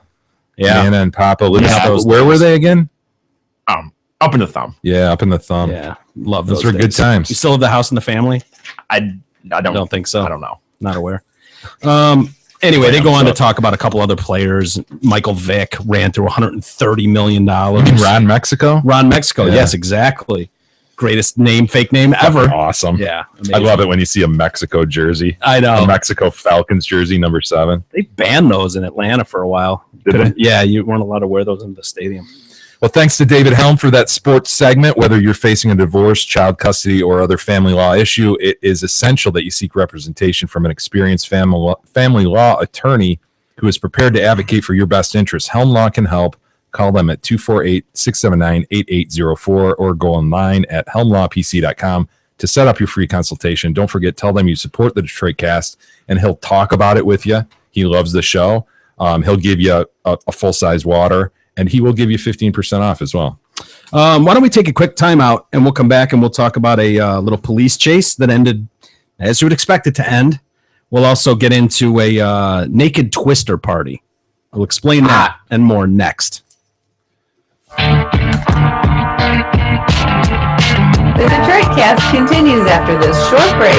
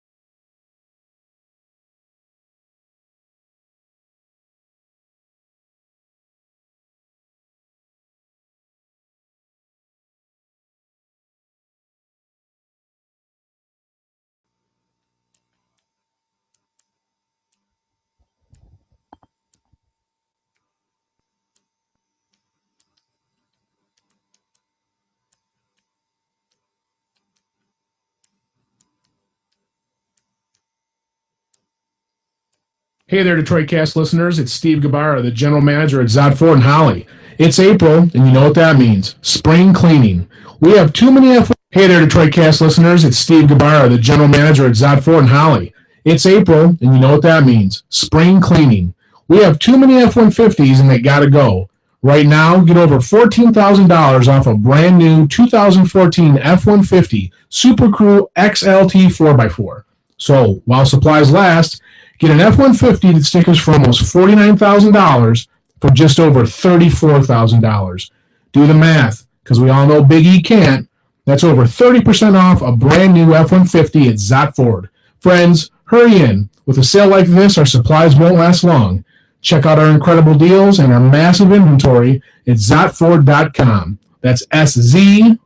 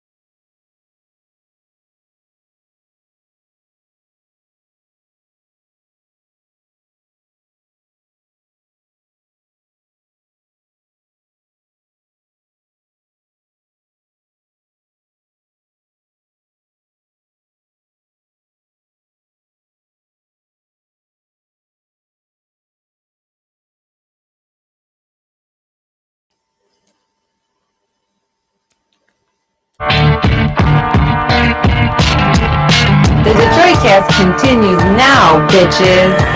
Here's Mike and Jay.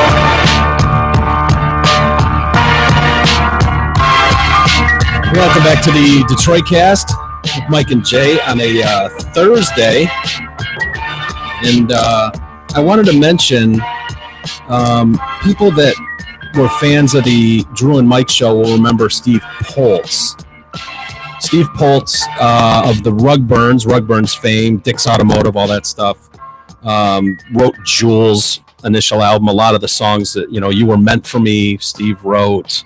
In one of our videos. Yeah, he plays the boyfriend that in one song, of our videos. that song's video, right? You Were Meant for Me. Maybe, yeah. Toured the world, everything. He's coming back to town on Friday. He'll be at the Arc in Ann Arbor. And Big E and I are going to go out there. E, you're still going, right? Yeah, sure. He's guess so I am. tired right now. He doesn't want to commit to anything. Yeah. I guess I am going on Friday. Yeah, I was going to go with you because Beth's not going. Ooh, guys so it's night gonna, out. Yeah, it's going to be just the boys. Oh, So if you gonna be able anyone, to handle that? I don't know, dude. I don't know. I'm dreading it, to be honest with you. Me Yes. on a Friday night. You know what? You'll love him, though. Yeah. You'll like him a lot. Of everybody. Oh, yeah. Yeah, you will. So yeah, come on out and see Big E and I will be there. It should be a good time. Steve puts on an amazing show. I think it's $10 or $15 or something, but I don't have If to pay you're- that, right? no, I'll cover you. So again, it's the Arc in Ann Arbor. I know he's a Something, mess. isn't he? He's a total mess. Yeah. He just took a half hour, 40-minute nap on the couch while we were in break there. Little cat nap. You learned that one from Tony, didn't you?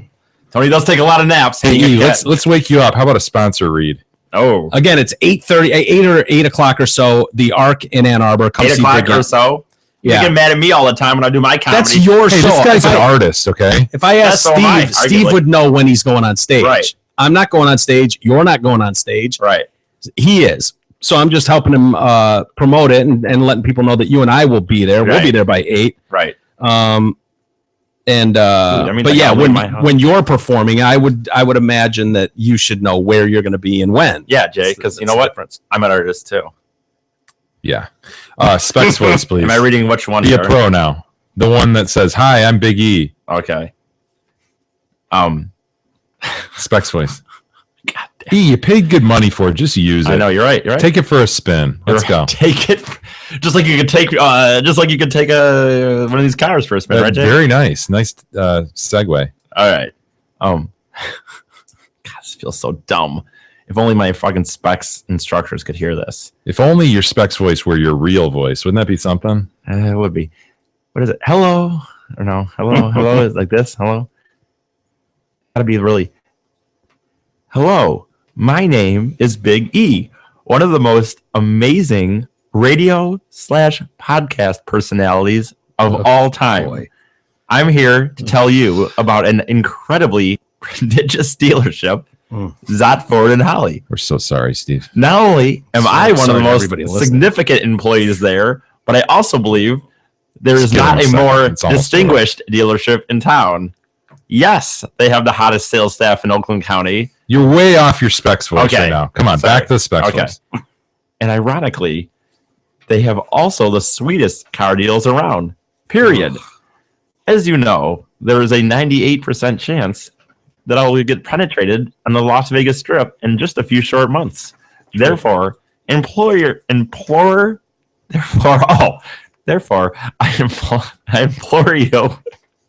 to hurry into Zotford now. Take advantage of their marvelous deals and meet me, Big E, while I still have my anal hymen intact. Thanks for listening, and I hope to see you soon at Zotford and Holly. Get there. Well done, sir. I mean, that was We have another second. It was. Yeah. You know, I'm not that the- was. Yep. I mean, that When you think of things that were, You know, half of that's one of those that things. was. the, half the people in was- this room are was. employed by Zotford, Yeah. and you could argue that all of them. By the way, during the break, Jay ate an entire bag of dicks. Just about me and Mickey. Yeah, I ate a good 3/4 of them. Yeah. They were delicious, Gave man. you a little tummy I'll ache. go on record as saying they were delicious. They were extra kind of squishy. You know, when you talk about gummies, these were really squishy. Would you say there was an explosion in your mouth? Explosion of flavor. Explosion in your mouth? But yeah, we're not feeling real good right now. I don't think Yeah. the dicks were a good idea. No. I think that happens first time through with a lot of guys. That first time they put a dick in their mouth, they regret it. They have second thoughts about it. Think it's a good idea. Yeah, in the heat of the moment, think this is a good idea, and then have some regrets. You'll get past that. Did you ever regret it? I've never sucked a dick, so I wouldn't know. But Okay. I have any? never ate one, never sucked one. I can't remember who sent us the Peter's Peckers penis gummies, but Truly delicious. Jay. I mean, more than anybody enjoyed the box of dicks that was sent, and they were meant for E, but what are you gonna do? Jay wouldn't even. They were sent to me, and Jay wouldn't even freaking let me have the. Are you freaking kidding me, dude? I held the bag and said, what color Take do a you handful want? of dicks. No, that's not what happened. I said I want. And you said I want green, so I gave you a bunch of greens. No, I would. Green and yellow are the most disgusting flavor. Green and yellow gummies are the best ones. Then why dude. didn't you eat those ones and not let me have the red like they wanted? I sacrifice. He shared. I'll give him that. He did. I was asked for witness the to it. red several I bore times. witness. I was not given it, even though they were sent to me. Well, either way, they were enjoyed. Jay's got a little tummy ache, and I had strict restrictions. As whenever the King's involved in something, there are strict restrictions put on things. I was not able to photograph him inserting said penis. What are you talking about? You his mouth. did in fact take a picture. I took a picture. It didn't work. No, it worked great, but it did not involve you inserting said. I just kind of got the box with you in the background, and if you notice, you are chewing on. You've got a mouthful of dicks. Yeah, you do.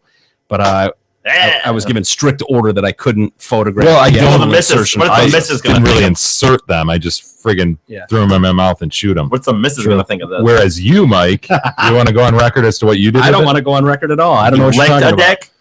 Then he proceeded to. He inserted the it dick. gently. Well, and then declared that he was not going to eat the balls. I was okay with the gummy shaft. It had a cut head on it. The cut head was freaking you out the whole time. Yeah, it was a bit much. I got to be honest with you. Not to sound homophobic, I don't care, but it kind of freaked me out to have the cut helmet. Not that I would have been happier if it was an uncut helmet, but Sounds like you really like your penises the other way around. does it? Yeah. Is that what it sounds like? Yeah.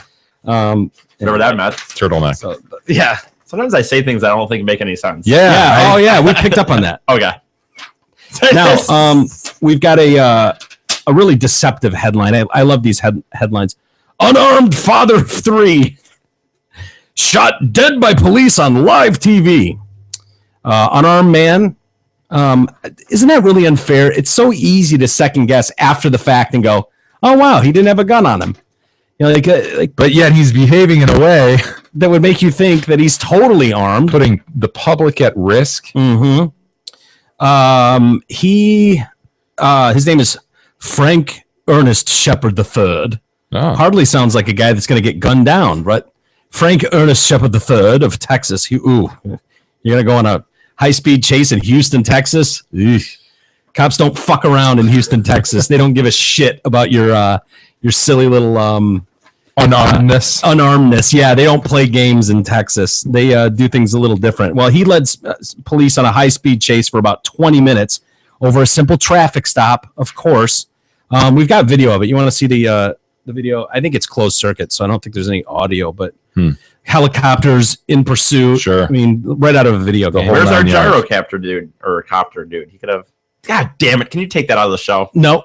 The fuck was I just? I don't know. Post? No, we're not going to clean that up in post. post. Clean anything up for you. Yeah, we'll clean Jay's shit up in post, but we won't clean my shit up. Never clean my shit up. You said it several times to clean that up in post. Yeah, and then he doesn't. It's just kind of what you say when you fuck up. Is the video not going to play? God damn it! God damn the video. Piece of shit. Yeah, piece of shit. Video hasn't given me shit since Marcel was born. The video? That's a good video. Good video. We haven't talked about Oov in a while. I know. We need to Son call of it a Oov bitch. again. Yeah. Is it not playing? God damn it! God damn it, Jay. I don't know if that's what happened if Kadog was here, but.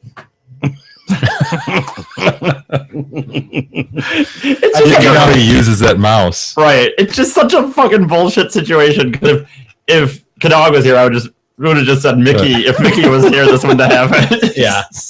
Yeah, we do the same thing to dog. And if you were over there in that seat doing that, we'd be berating your ass right now.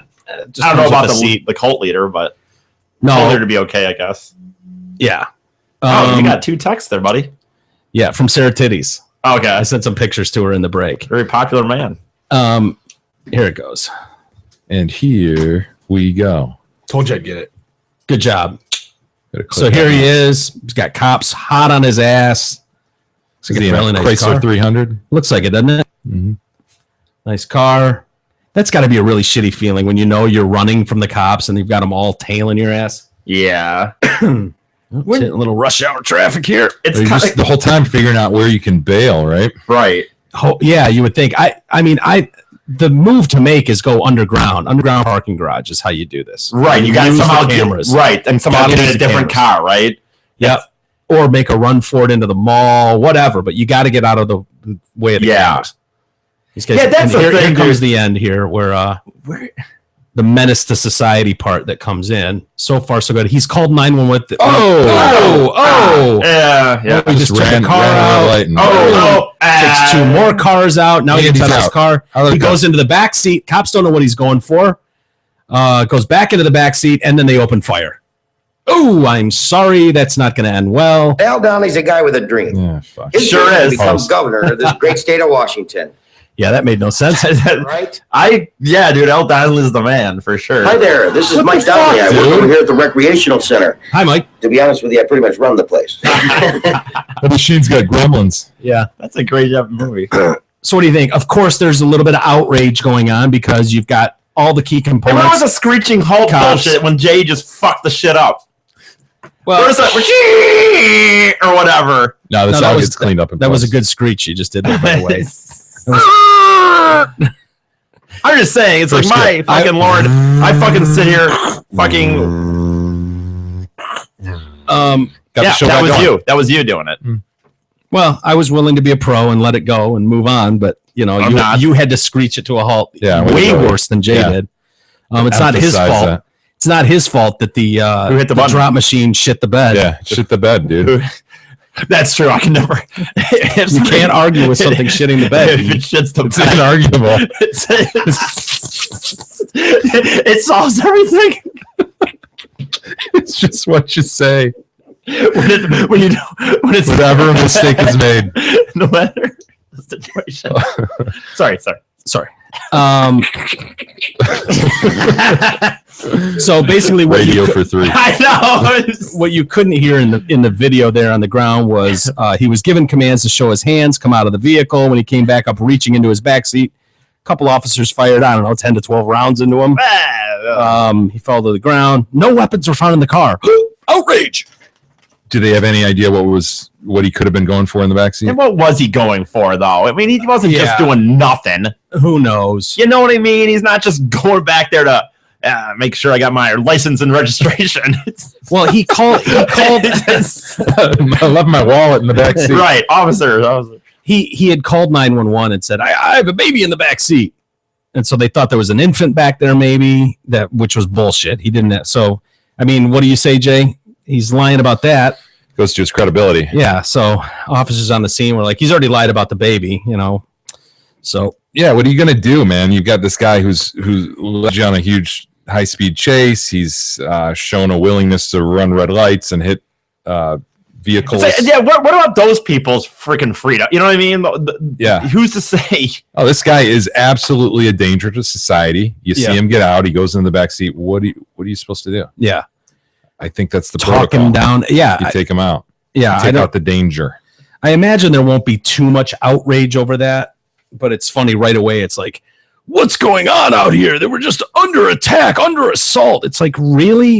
You feel Well, like on they're the under tail assault? of yesterday's video, That was awesome. That Oh, was- video of the year. It was the what Voik. happened? What happened? cop car dude. There's a cop following a kid who had, I guess, robbed something earlier. He's carrying a shotgun openly. Oh, in the road. don't just let him off with a free pass like he robbed something earlier. He broke into a 7-Eleven and robbed him. He went to a church, lit it on fire, Well- went to a Walmart and stole a gun and rounds of ammunition, and then He broke just- into a house and stole a car. And I wasn't trying to give him a break. I was just trying to said, describe hey, robbed briefly. something, like he went into the store and took a Slurpee. All right, so he's got a shotgun. He's walking down the side of the street. One cruiser's following him, but he's kind of, I don't know, maybe 50, 75 yards back because this guy's brandishing a weapon. Right. And then this other cruiser comes flying around one car that's taping and just freaking rails the guy. Wow. Takes him out, man. Wow. You see it? You got to see it. You love it. It's fucking awesome. Yeah, it's badass. So any and I'm assuming he was fallout just from that? I'm Have, assuming, have we heard, is that protocol, Mike? I believe it is protocol.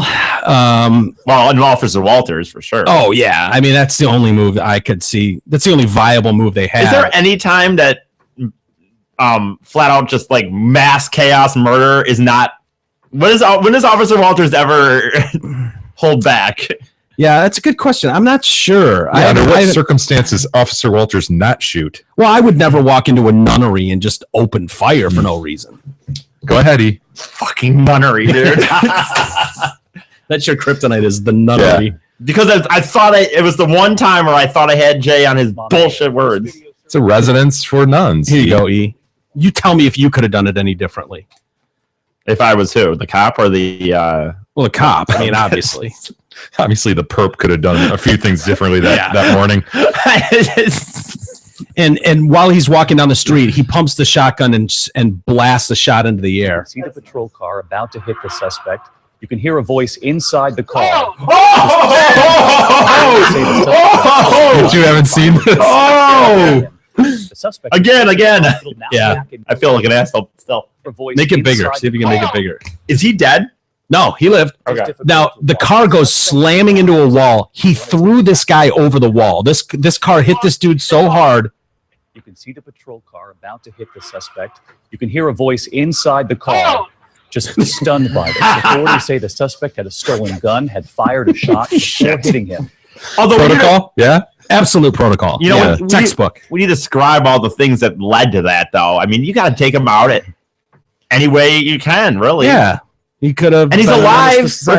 You know, what do people want the cops to freaking do to these? Are we supposed to sit there and even though this guy's running down the street, drilling 3 cars, going opposite traffic, we're still supposed to just sit there and be like, hey, guys, you want to just slow down a little bit? Yeah, You know? I don't know what Hey, they want. excuse me, can we get a moment of your time to tell you what you did wrong back here? Here's your citation. Right. Yeah, See I you don't think next they care Tuesday. about the citation. I don't know if it's suicide by cop, but you know that's the problem is when you go and do something like this guy's doing, whether it's the guy whose video we just watched from yesterday or the guy's video today. Yeah, you want to grab it? What is this? It's a phone. Oh. You know that's the risk that you take when you go and do the shit that these guys are doing. Like I think we were talking about it yesterday, Jay. It'd be a much different story if if you will. Scenario, yeah. If they thought that you were the guy and you just happen to be sauntering down the street, you're not doing anything, and they're like, that looks like the guy that robbed that Kmart. Yeah. And then they just plowed into you. It's indisputable that was the guy who did that shit. And that was the guy that shot a gun into the air 2 seconds earlier. And the other thing that you don't see in that video, E, is when he's walking down the street, there's cops coming from the other way to meet him. And so these cops are going, fuck, they're walking into an ambush. This guy's got a loaded shotgun. Right. And they're driving right up to him. And that's when that cop was like, fuck this. I'm not going to let this guy just ambush my guys. Yeah. And he just went, wah! And took his own life into it. He didn't Absolutely. He didn't care. He had no regard for his own safety and his own life. He took that guy out. He knew there was a good chance that perp's body was going to go through his windshield. Absolutely. Now he's in a wrestling match with a guy with a gun. I mean, the guy's a hero. Absolute hero. You should. I hope we see him at the White House. Strontium file with that shit. I want to find out what we need to keep tabs on that. Here. Do you want yesterday? You're going to have to go through the pile from yesterday. Yeah. Well, probably pretty deep too. It was early in the show. We did that. Well, I'll get to it. Put it on my honey-do list. Don't worry, Jay. I will give it the full attention I give everything that ends up in the Astronum file. On the Astronum couch. What do you think? Would you? Anyone? Yeah. This is the mom, right? I need This is a mom. Mom of 5. Need to see a body picture, but well, you can tell by. I put my dick in her mouth if that's what you're asking. She is, as Jay said, a mother of 5. She threw her teenage daughter a party. Let them. Is it one of these? Let them drink. Oh, as long as they do. Yeah. Oh, it's more than that. Cool mom. You know, Rachel Leonard is her name. She's from Georgia. She was arrested Saturday night. She's been charged with a couple counts of contributing to the delinquency of a minor. The details emerged from this night when she met with her Alcoholics Anonymous sponsor. And she's telling her about this wild party. And then the sponsor calls the authorities. Yeah. So she told the woman that her children, who are aged between 4 and 16, were with their father when the oldest daughter texted her to ask if she could bring some friends over. Right. And the mom responds, "Come on, let's party." Nice. Yeah. Hell yeah. Let's pop game some on, shit. right? Pop some bottles. So she allegedly allowed them to drink alcohol, smoke some weed in her home before she played Naked Twister with them in the living room. All right. You like where this is going? The daughter, mom, they got the boyfriends there. No They're complaints so between far. 16 and 18. What's up? The youngest, while the youngsters continued playing Naked Twister, she allegedly went into the bathroom and had sex with an 18-year-old. Okay. All right, still on board. Again, I don't know what we're. When she returned back out to the party after having sex with this 18-year-old, she brought out some sex toys and started to use them on herself in front of the teenagers. This is all the stuff she told the sponsor, by the way. Well, yeah, that's. Oh, I mean, I still don't understand what's wrong though. Like a lot of people pay good money to see this kind of stuff. Oh yeah, right? absolutely they do. Well, her daughter's there, but whatever. Well, yeah, but so around 3:30 in the morning, she goes to bed by herself. She awakes to find someone having sex with her. Okay. Yeah. That's kind of not sure who that is or. Yeah, well, she stated at first she thought it was the 18-year-old who she banged earlier in the bathroom, which would have been acceptable behavior, right? Right. Like you can always go back for the nod still applied. I assume the nod nut still applies. Yeah, you got that. Yeah, you can get that last nut, right? Yeah, what was that story, right? The former Lion player, right? Yeah, I was just getting that last trying nut to bust this next last morning, right? Next morning nut, and there was a big debate. Well, as Mike has clearly stated, once you've had sex with a girl, you have pretty much free reign on her lunch. Apparently, the rest of forever. Yeah. To just go back in for there. I'm not no saying matter what the scenario. I'm not saying you beat it out of her, but I'm just saying, once it's been given up, it's like, yeah, we've broken that seal. So, like, we've been here. So does that mean like all the girls, even the girls that I've had sex with, I could, if they were around me and they were to fall asleep, I could just start having sex with them because I've done it before? Well, no, you can't. You're a monster. That'd be rapey. Oh, okay. For But most for you, normal you can. guys, yeah, I would think that the nod still applies. I would think that nods that Jay and I got back in high school would technically still hold if Still we walk wanted up to them. that? Yeah, I mean, I don't know how the courts would feel about it, but in my personal mind, I mean that seems reasonable. Anyway, she thinks it's the 18-year-old. Turns out the daughter tells her mother she felt guilty because the boyfriend's 10-inch penis was so large she could not have sex with him, and so she needed her mom to have sex with him instead. So this was the 16-year-old This is pretty daughter's boyfriend who was in there drilling the mom. So the mom was kind of taking one for them. Sure. So that's kind of the nod, right? If the daughter says it's okay. I mean, this is quite the family dynamic we got going on here. So she has literally shared a penis with her mom. Yeah. Oh, yeah. Yep. In the same night, she banged a random 18-year-old, right? Too, and beat off with sex toys in front. I of imagine this family's a really whatever. We got some geniuses here. Some millionaire living in yeah, they got some high educated Mensa members. Mm-hmm. Well, the good news is no sexual crime charges have been filed against her because the 16-year-old is of legal age to consent.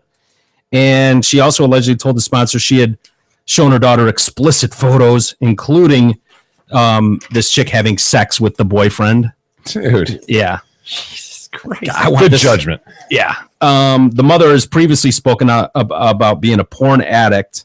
Following the incident, an emergency custody hearing was held, and she lost custody of her 5 children. They weren't even there. What are they taking them for? Yeah, I still don't understand what she did wrong. I don't either. Really, I've not seen one thing in this story that's negative to me. According to her online profiles, she does crafts. She paints dolls. Yeah, she does. The kid's father's in the military, by the way. So we're calling it now, painting the doll. The only thing I have trouble with this story is confiding in a sponsor. Seriously. No. An AA sponsor is not a therapist, though. It's just a person. Like Jay could be my AA sponsor. But there's technically nothing illegal about what she did, right? The 16 and 18. Yeah, it's weird, but No, but it's Jay will probably say this because he has family and stuff. So I don't know what's illegal, but it is certainly of note for someone that's a guardian. I would say that conduct is of note for someone who also owns a 5-year-old.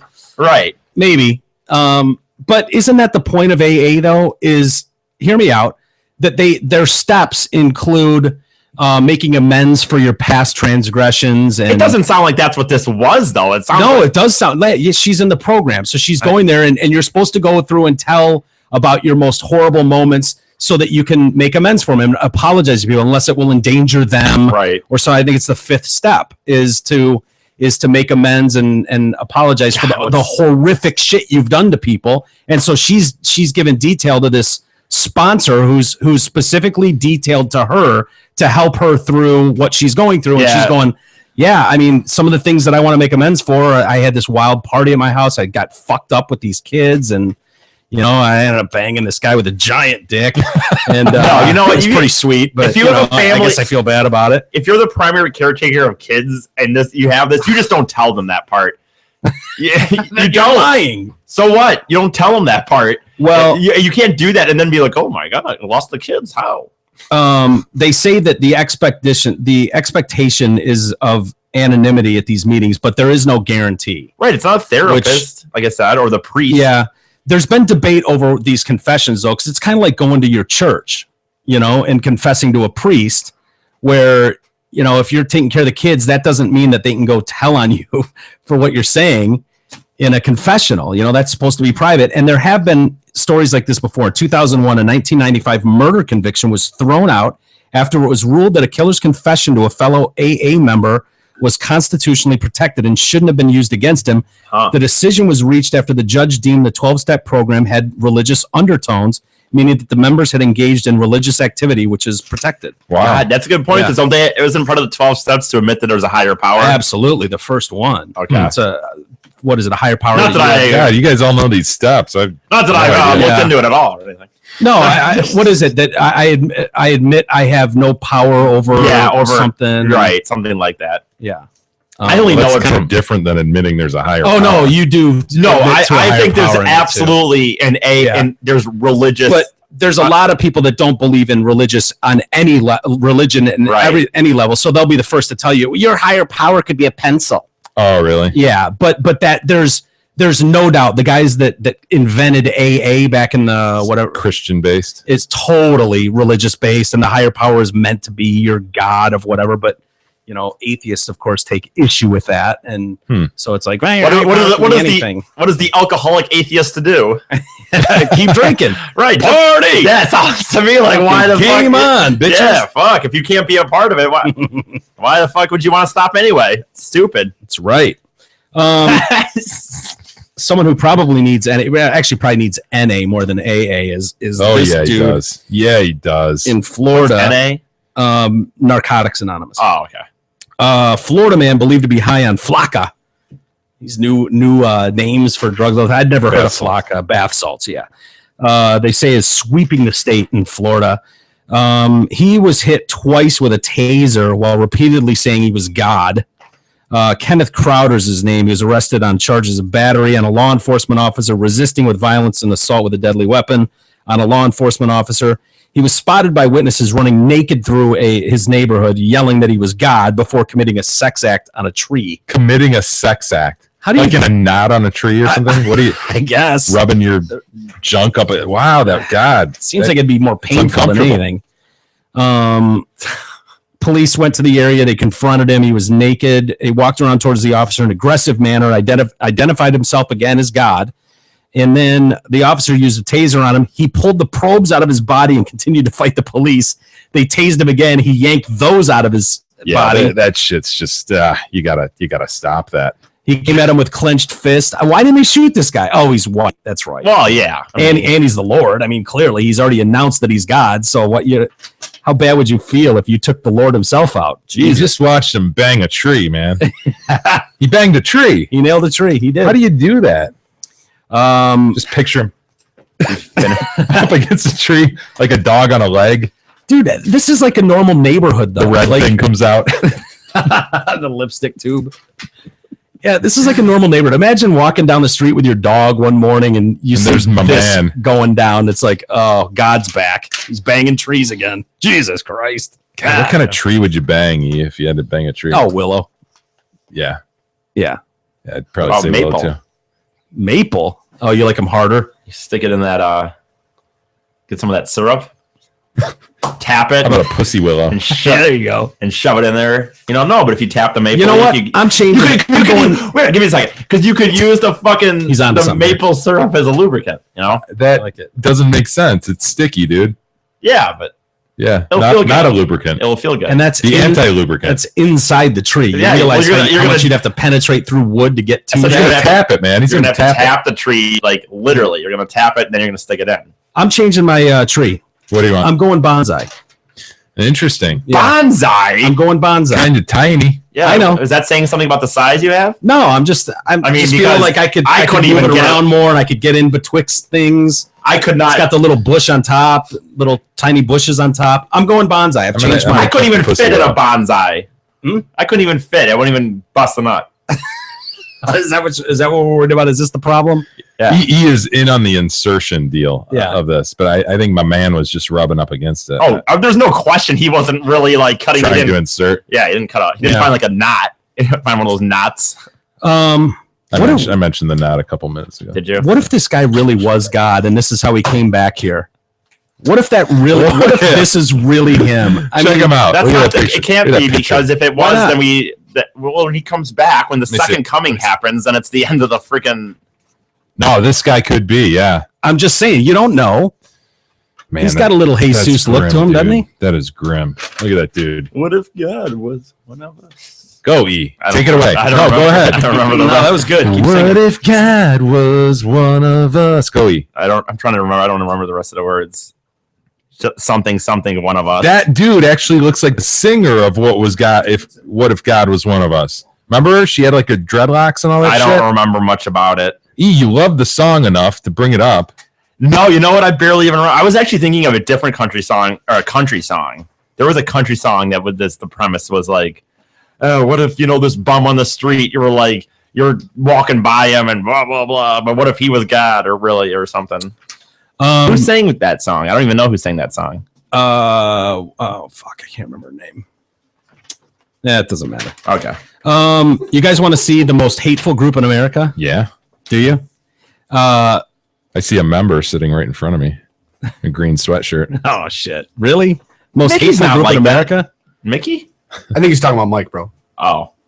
Yeah, I'm not. Well, I don't know if I would even consider your green. Well, yeah, this is green. It's more like lime. Are you fucking crazy, dude? Lime is still a form of green.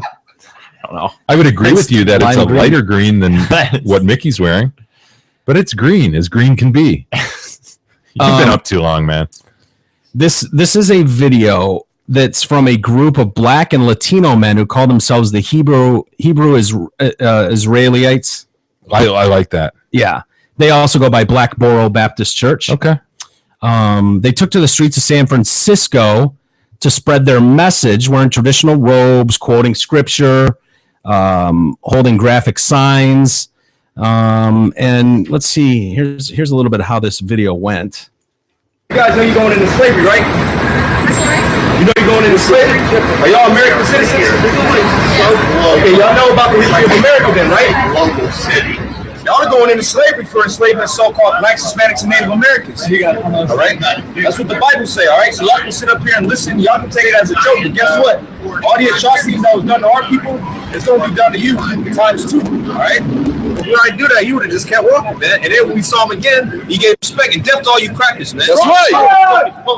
That's right. It's going to back your fucking head, man. Oh, and the young. No one take these babies and I fucking hate you devils, man. It works, man. All you white people, you so-called white people, you're the devil, all right? That's right. That white bitch in the most house gonna put you on a damn workout plan, all right? That's right. When you running from the judgment, right? And all you so-called white people, you punk faggots, you going into slavery, all right? I'm gonna destroy you, man. Before you get any of that, get Revelation 19:10. And they think it's a joke, man. It's not gonna be a joke when we got a sword and it's going across your neck, man.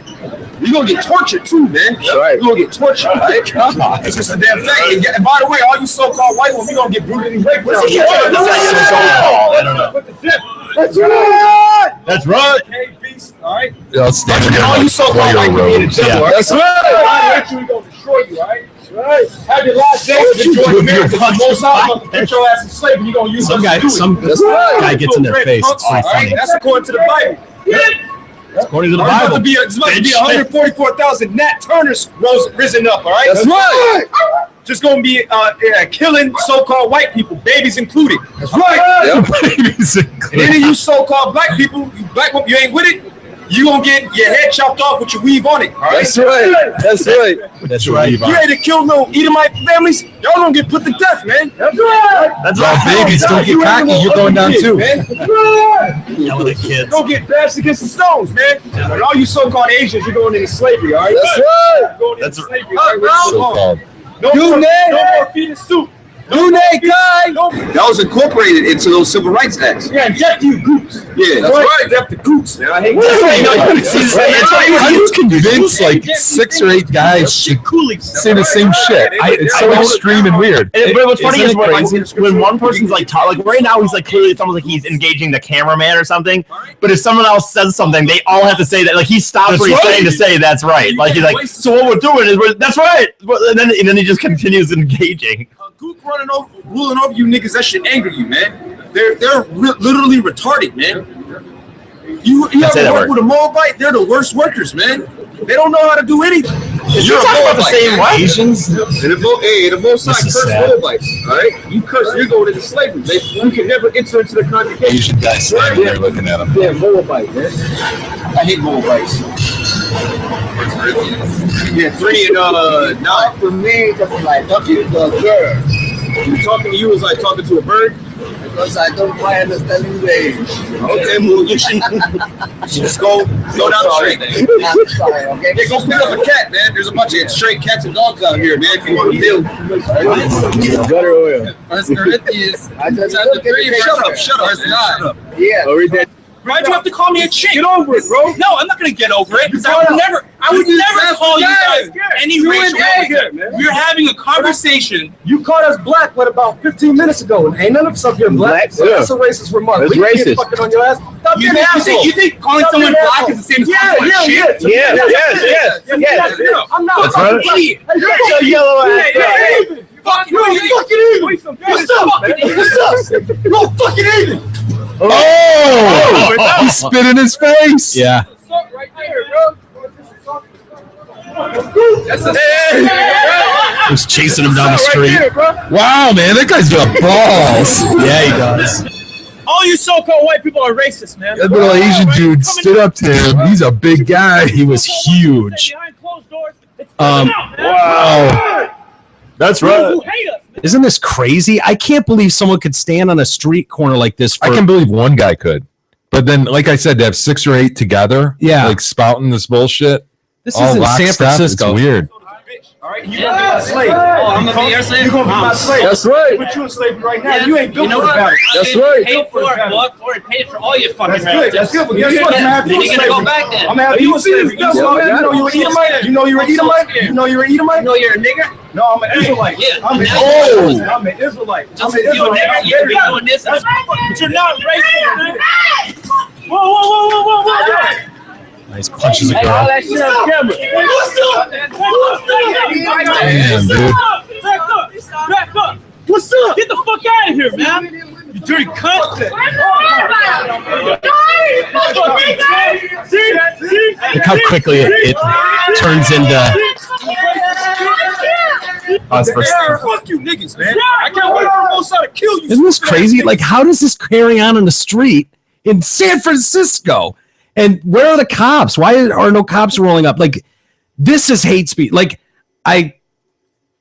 it's hard because I want their right to be protected to say whatever they want. But when you start spilling hate speech like this, where you're talking about killing people, Well, they're getting assaulted and shit. I mean, that yeah, ain't right. that's brutal. That's right. Nice. These religious group they're calling themselves. Isn't that hilarious? I'm just shocked. Some of these people are in their face. Like, just walk on. Who Yeah. gives a shit? Who? They're obviously friggin' nuts. I don't know if I could walk on. Well, you might say something and then they say something back, but you look at them and go, all right, what am I? No, you know what though, Jay? I did the same. I'm really going to engage these 6 or 8 guys and think I'm going to win some sort of verbal argument. Really? Yeah, you're right. I would do the same thing. Your same mindset, Jay, about the guy with the fucking car. You always talk about like the guy in the fucking Lamborghini or said, just don't look. You're not going to give him his. That's what I would do. Give them the time of day, man. Right. They by want you to walking look. straight on by, they're not winning. But when you do that, that's what they want. They want. That's very wise of you. E. God, I hope every we're now and dead then he just before gets that. some wisdom. I know he's a smart guy. He is. I hope we're dead before that whole slavery of white people and babies. Yeah, comes me in. too. That That'd be a bummer. doesn't sound fun at all, No. man. I don't want to be a slave. I wouldn't be a good slave. Yeah, neither. No, being forced to do shit. Oh my God, no. For no wages? No. Yeah, for shit wages. Yeah, I'd hate No to have to wages. do something like every day, 5 days a week, or I'm there for hours and I don't get paid. And Yeah, but I'm not being beat as I do it. I mean, it's the worst. God. Yeah. And then before we get to some email, we got an ISIS suicide bomber's car. This is sad. A sad story. Video Creeping up shows to do his thing, right? Yeah, he's getting ready to go do some shit. And video shows the incredible moment this car is being driven by an ISIS militant explodes after it's sent flying from an explosion on the road. So he hits an IED, which sends his car airborne, and then the explosives he had in the car. This is right out of the Acme playbook. Yeah. You know? So yeah, check it out. You guys got to see this. So what are we looking at? Okay. There goes There's the car. Oh! It's like 4th of July, man. It's like a rocket on the 4th of July. You see it go up. Whee! It's up and boom! Oh, I'm Wow, how high do you think that was? Over 100 feet. The car was launched 100 feet in the air. Dude. Just ass over apple cart. Boom. Oh, I'm sorry. And then, Well, he's with his virgin, so don't worry. Yeah. He this is great news out of Tatooine. does he get those virgins for that? I mean, I think so. Mission not accomplished. Well, he really. tried his best. He was ready and willing. yeah, does it count for Ready, the old- willing, just not able. Does the old college try count for the virgins? I think so. I'd Does give it? him the virgins. I mean, Thought I'd give him. I'd split him with him or something. Maybe give give him him some a quarter. dude Of them. virgins. Yeah, give him 72 men virgins. He can have his No. way with them. I think you get them, but just half. There's got to be Get a. half the chicks. Yeah. Yeah. Yeah. So anyway, I thought that video Well, either was way, check it out. he's with them now. However many he got, he's there. Yeah. Hey, Detroitcast listeners, do I have some great news for you? Right now, you can lease a new 2015 Taurus SHO for just $293 for 24 months. If you're not familiar with the Taurus show, let me share a couple of little details for you. She has a 365 horsepower twin turbo EcoBoost V6 engine, all-wheel drive, pimped out leather interior, fat 20-inch aluminum wheels, and all of this wicked style, fuel economy, and roomy interior to boot. So if you aren't already jumping into your current dull ride to head to Zott Ford and Holly, I suggest you do it soon, because leasing a $47,000 Taurus show for just $293 per month won't last long. I promise you that. Hurry down before the steal. Hurry down because the steal's only while supplies last. Oh. Zott Ford and Holly, Wanna mess get up? there. I'm gonna start keeping track. That'll be fixed in post. They will. Straight I was right gonna, out. No I was gonna problem. fix a Seamless. mid-sentence blunder in post. Seamless. Jeff writes in via Facebook. I'm watching this Thursday episode right now and feel bad for Big E getting scammed by his two hooker friends, his two deuces. Yeah. Mhm. But good news for the Detroit cast, because it was an entertaining story. So You know what? at least one person liked your half-hour story. Right. He got rolled by a pair of twos. I will say this is. I have a neat. very quote unquote maybe naive look at sometimes. Even though as cynical as I am at the world, sometimes I have very things that are kind of would be looked at as naive. And when I- Naivete is your forte. It's a good point. but real quick, I was just gonna say that I told Ty this when I talk about this. Not that I'm happy about losing that money, but I really do sometimes say to myself, you know what? If you really it was worth it to you to really roll me, take me back, or go back from the club. You're gonna do all this to need the For $40. Yeah, if you need it, well, they wanted to get more, Sure. obviously, but I mean, But you know what? Okay, fine. You probably need the fucking $40 more than that. And you know what? If you can look at yourself in the goddamn mirror, it was worth it for you. I mean, you paid $40 for a great story, right? I'm going to. It's worth it. This is great news. I'm going to tell this. I'm going to work on that. Telling that as a joke, and I don't really think I'm just going to tell the story. I think on stage, and that's what I was thinking about, the idea that that joke cost me $40 or something like that. Yeah, it's true. Good point. You can use that. I give you permission to use that. Oh, good. I already had it before you talked to you about it. Yeah. Straight out of Stockton. Yeah. Joel writes in, greetings again, King. I'll take that. Beagle and anal sex lover. In regard, it wasn't me. In regard to Tuesday's cast, why did Big E sound like a fucking pro on the phone? Oh! It was the weirdest thing. I didn't hear as many annoyances in his voice, and you could hear less spit sloshing around as he spoke. I'd hate to say it, but he sounded like kind of a cool dude instead of his usual dick breath, retarded, obnoxious self. Maybe some of it was that I was on a high, and the fact that I think I was doing something that I felt like was kind of cool. I don't know. Could be a few different reasons. Probably. Also, I was in a hall right outside the thing, so I probably was trying to sound like I didn't talk. Trying to sound important. Maybe I think I was trying to make sure I wasn't just yelling or kind of rambling on. He was playing Business Trip. Yeah, he was. He was playing Grown Up on a Business Exactly. Trip. That's what I was doing. And as Joel points out, because it's a fucking phone, his mouth stayed the same distance away from the mic the whole time. It was the most brilliant piece of radio he has done by far. May I ask of the Crown King J to banish E from the mic and the studio? From now on, he is to be heard only via phone from the next room or upstairs with the poos. Later, fuckers, and the big dick sucker. Well, wait a minute. I'm going to say, if that was taken into account, that I might as well just lay in my fucking couch and call you guys and talk on the show. Could have. We wouldn't have known. Yeah. Did you even go to Vegas? Be honest, you son of a bitch. Were you there? You photoshopped, didn't you? Were you there? You weren't there. Like he's gonna pull out proof. Look at him. He's my goddamn boarding pass. Normcore pants. Anybody can print out a boarding pass. Yeah. Oh, yeah. Here's a piece of paper. Eric Michael Fady. Any other personal information on there that you'd like to disclose? Address, Soch. Wednesday, April 15th. Las Vegas to Detroit. Great. Wow, you have a piece of paper that you're reading from. Cool. Yeah, where would I have gotten this from? So do I. Brett writes in. With an official Delta thing on here. Hey, unprofessional giggling Fukfase. King. Mike? I got King and Chaz. I take Chaz. You can't take Chaz. He's Chaz. Oh. Look at him. I was going to take King this round. No, I got King. I've been meaning to send this email for a couple of weeks now. On Good Friday, my mom and I were driving to Chicago to visit my sister. About an hour into the drive, I asked if I could turn on my podcast, which she said was fine. Oh, no. She knows about Drew and Mike and knows a little bit about the Detroit Cast from me talking about it here and there. So she was able to figure out who Mike and Jay were, or Jay and Mike. Mike and Jay. Jay and Mike. But about 20 minutes in, she goes, okay, now who's the guy with the lisp? And I said, oh, that's Big E. He was an extremely popular intern on Drew and Mike, and he's part of the show, which she then followed up with, okay, now is he gay? I started dying laughing. I just replied, he claims he's not, but everyone is pretty sure he is. Just come out of the closet already, Big E. Everybody knows you're gay. You think vagines are gross. What else needs to be said? The crown is spanking on it! Oh, damn it. It was in the email. What am I supposed to do? It's true. What am I supposed to do? Not read that part? Yeah. You want me to cut that short? Yeah. Joel took the time to write in. You want me to cut his email short? Well, his mom's wrong. Sorry.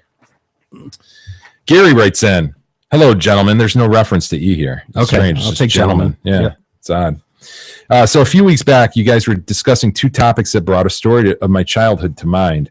If you recall the first generation big wheel that we all had, that bright orange chassis with the bright yellow forks, all seemed to be the perfect design to provide a young boy a lifetime of fun. I remember it. Oh, I loved it. But as time went on, the front wheel would develop a hole in two spots from the locking up and avoiding hitting the back of the big wheel in front of you, or you'd get the rear wheel wobble from doing power slides. We all know those. Absolutely. But the most common problem developed was when the seat position holes would crack and make your butt uncomfortable, forcing you to eventually jettison the seat and take to kneeling or standing on it until you had basically driven it into the ground or just outgrown the thing. You know what he's talking about? Yeah. How you could adjust the seat forward, take the seat off, you've got those holes sitting there. Yeah.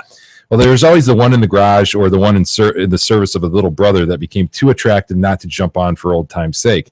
So one sunny spring day while at friend Paul's house, there's about 5 of us guys hanging out, all 14 to 15 years of age. We're taking turns doing stupid shit on our bikes, showing off and egging each other on to do something stupider. More stupid? Do something stupider, Gary says. Okay. At some point, for no reason, Paul grabs one of his old big wheels in the garage and decides to take it for a spin. He has his hands on the handlebars and is running as fast as he possibly can, accelerating this big wheel to the fastest speed it's ever seen. When Paul reaches terminal velocity, he decides to jump on this thing and try to pedal it even faster than it's already going. So as he lands on the bright orange chassis in his green Kmart shorts with the white stripes, we are all amazed that he's pulled off such a sweet move at such a high rate of speed. Once successfully landing, he began screaming while still going at warp speed and now careening off the road and into the grass of a neighbor's yard. The big wheel came to a stop and Paul was flopping around like a fish out of water, so we all ran over to try to figure it out. As we got closer, we could see him holding his shorts and blood around his hands. Oh! What we discovered that was when he landed on the big wheel, the crack between the 3 seat position holes opened up and one of his balls fell out. Pinched. One of his balls fell out of said Kmart shorts and went between the open gap on the crack. Betwixt is right. When the energy of his body bounced back up, the crack closed and sheared off one of his balls. Sheared off one of his balls. So now said ball is located where only a Matchbox car or marble would end up floating around in the bright orange chassis. And we now have the gruesome task of trying to fish this thing out to send to the hospital with him. Well, our efforts are fruitless, and Paul is taken away, leaving behind one of his balls. From that day forward, he was known as One Ball Paul. Yeah. So if you're ever inspired to jump on that old toy for old time's sake, think again. I say good day, gentlemen. I said good day. Dude. Freaking ball. I wonder if Paul ever got a nudicle, dude. Yeah, I hope so. I mean, just for aesthetic reasons. Yeah. Just to even things out. How could they not find the symmetry. ball? You would think there would be a trail. I'm worried about the asymmetry. Yeah. Balance would be off. You'd have to learn to walk again. But how could you not locate the ball? Dude. Like, you'd think there'd be a trail. Do you remember? You know what he's talking about? How it. shit would fall in there, though? Yeah. Like a marble or something? Like, you have to basically crack the thing open to get anything out of there once it's in. Well, yeah, you know, when it's your ball, you do it. It's time to crack open the orange chassis. Harry, what are you waiting for? Dude, it's Paul's ball. He's on his way to the hospital. You got to count on family and friends to take this action. I would hope that you would rescue my ball. That's what I'm saying, though. You don't just look at it and go, well, it's probably in there, I guess. In there to stay, I guess. It'll just roll around like a marble. We need an update on what's going on with Paul nowadays. We need to know where Paul's ball is. Yeah. If he's nudicled this situation. Yeah. Oh, that son of a bitch. Yeah, you need a follow-up to this. Yeah, to the Astronom file immediately. Our buddy Noel writes in, what's up, fellas? Referring to Wednesday's show and baby names, the world's turning into idiocracy for real. Yep. I do not disagree with you, Noel. How much more ridiculous are these names going to get? In that movie, people had names such as Beef Supreme, President Dwayne, Elizondo Mountain Dew, Herbert Camacho, Frito Bandito, Not Sure, Dr. Lexus, and so on. Orgasm as a kid's name? What? Idiocracy. Soon kids will be named after products and brand names. The human race is doomed. Aspen. Right. Yep. I think we've got a Pepsi Max or something. For sure. Yep. Noel says I'm about Northwest. George wanted to name his kid Soda. Northwest, you're right. Or Seven. Noel says I'm about 4.5 months away from having my own life burden. I can try to see if my lady will be on board with the following names: Detroit Cass Thomas, Detroit Castillon, Officer Walters Jr., DCast, or anything else you guys can think of. Fukfase, I mean, that's the one that jumps out at me. TDC. Biggie. This is my son, TDC. Yeah, TDC. First name T.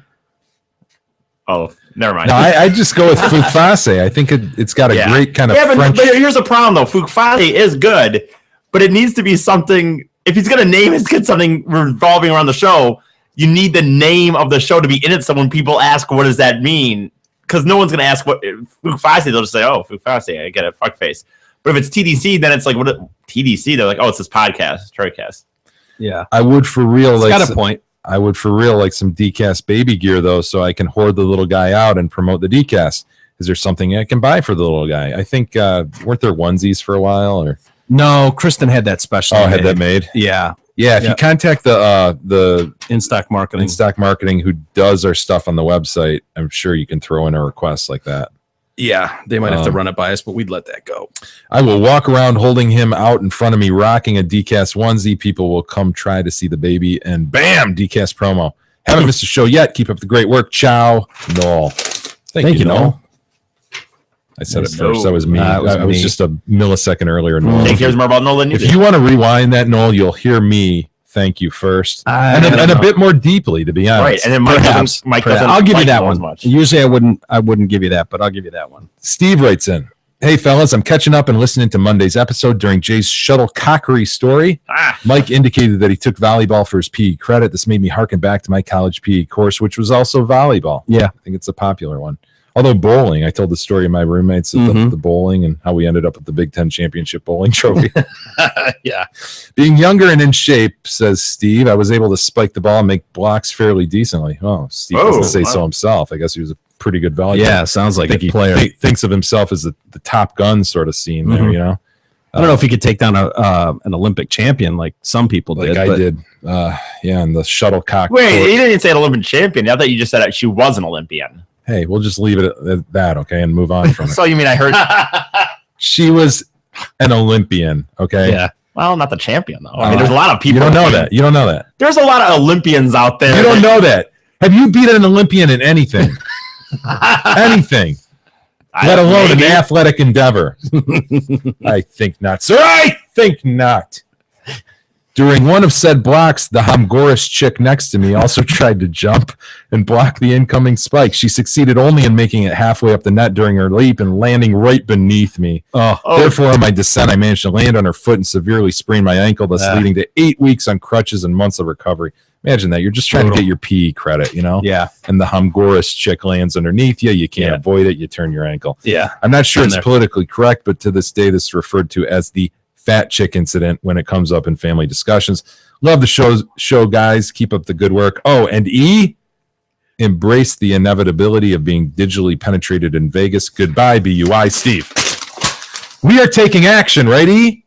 I was, and Are you still moving forward with your core work? I was last week. This so far this week's been a bit of a setback with the Vegas trip, but I'll be back on it again. Mike just munched a gummy dick. I did. And he liked it. And he is enjoying it. And here's the thing about the gummy dick he ate. This is a gummy dick that I gave to E. E fondled it and then put it back in the bag. No. That's why none of these will be eaten by me. The king refuses to eat those? King refuses it. Those green ones are pretty good. You were right. You so love those green dicks that you were like, you got to try one of these. They're delicious. We'll save the rest for tomorrow, Mike. I like it. All right. Well, let's call it a day. As I mentioned earlier, E and I are going to go out to Ann Arbor on Friday and see Steve Polt of Rugburn fame and Jewel fame. If anyone's out in Ann Arbor way or wants to come out and say hi. It'll be at the Arc, I think, 8 o'clock on Friday night. So with that, we'll call it a day. And bid you adieu. And bid you all adieu. Yeah, but we'll do it again tomorrow for a Friday edition of the Detroit Cast.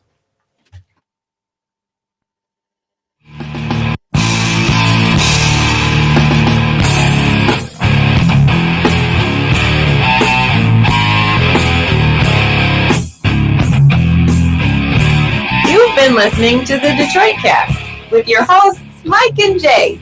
From all of us at Radio for One Studios, thank you for listening. And as always, thank you, Detroit.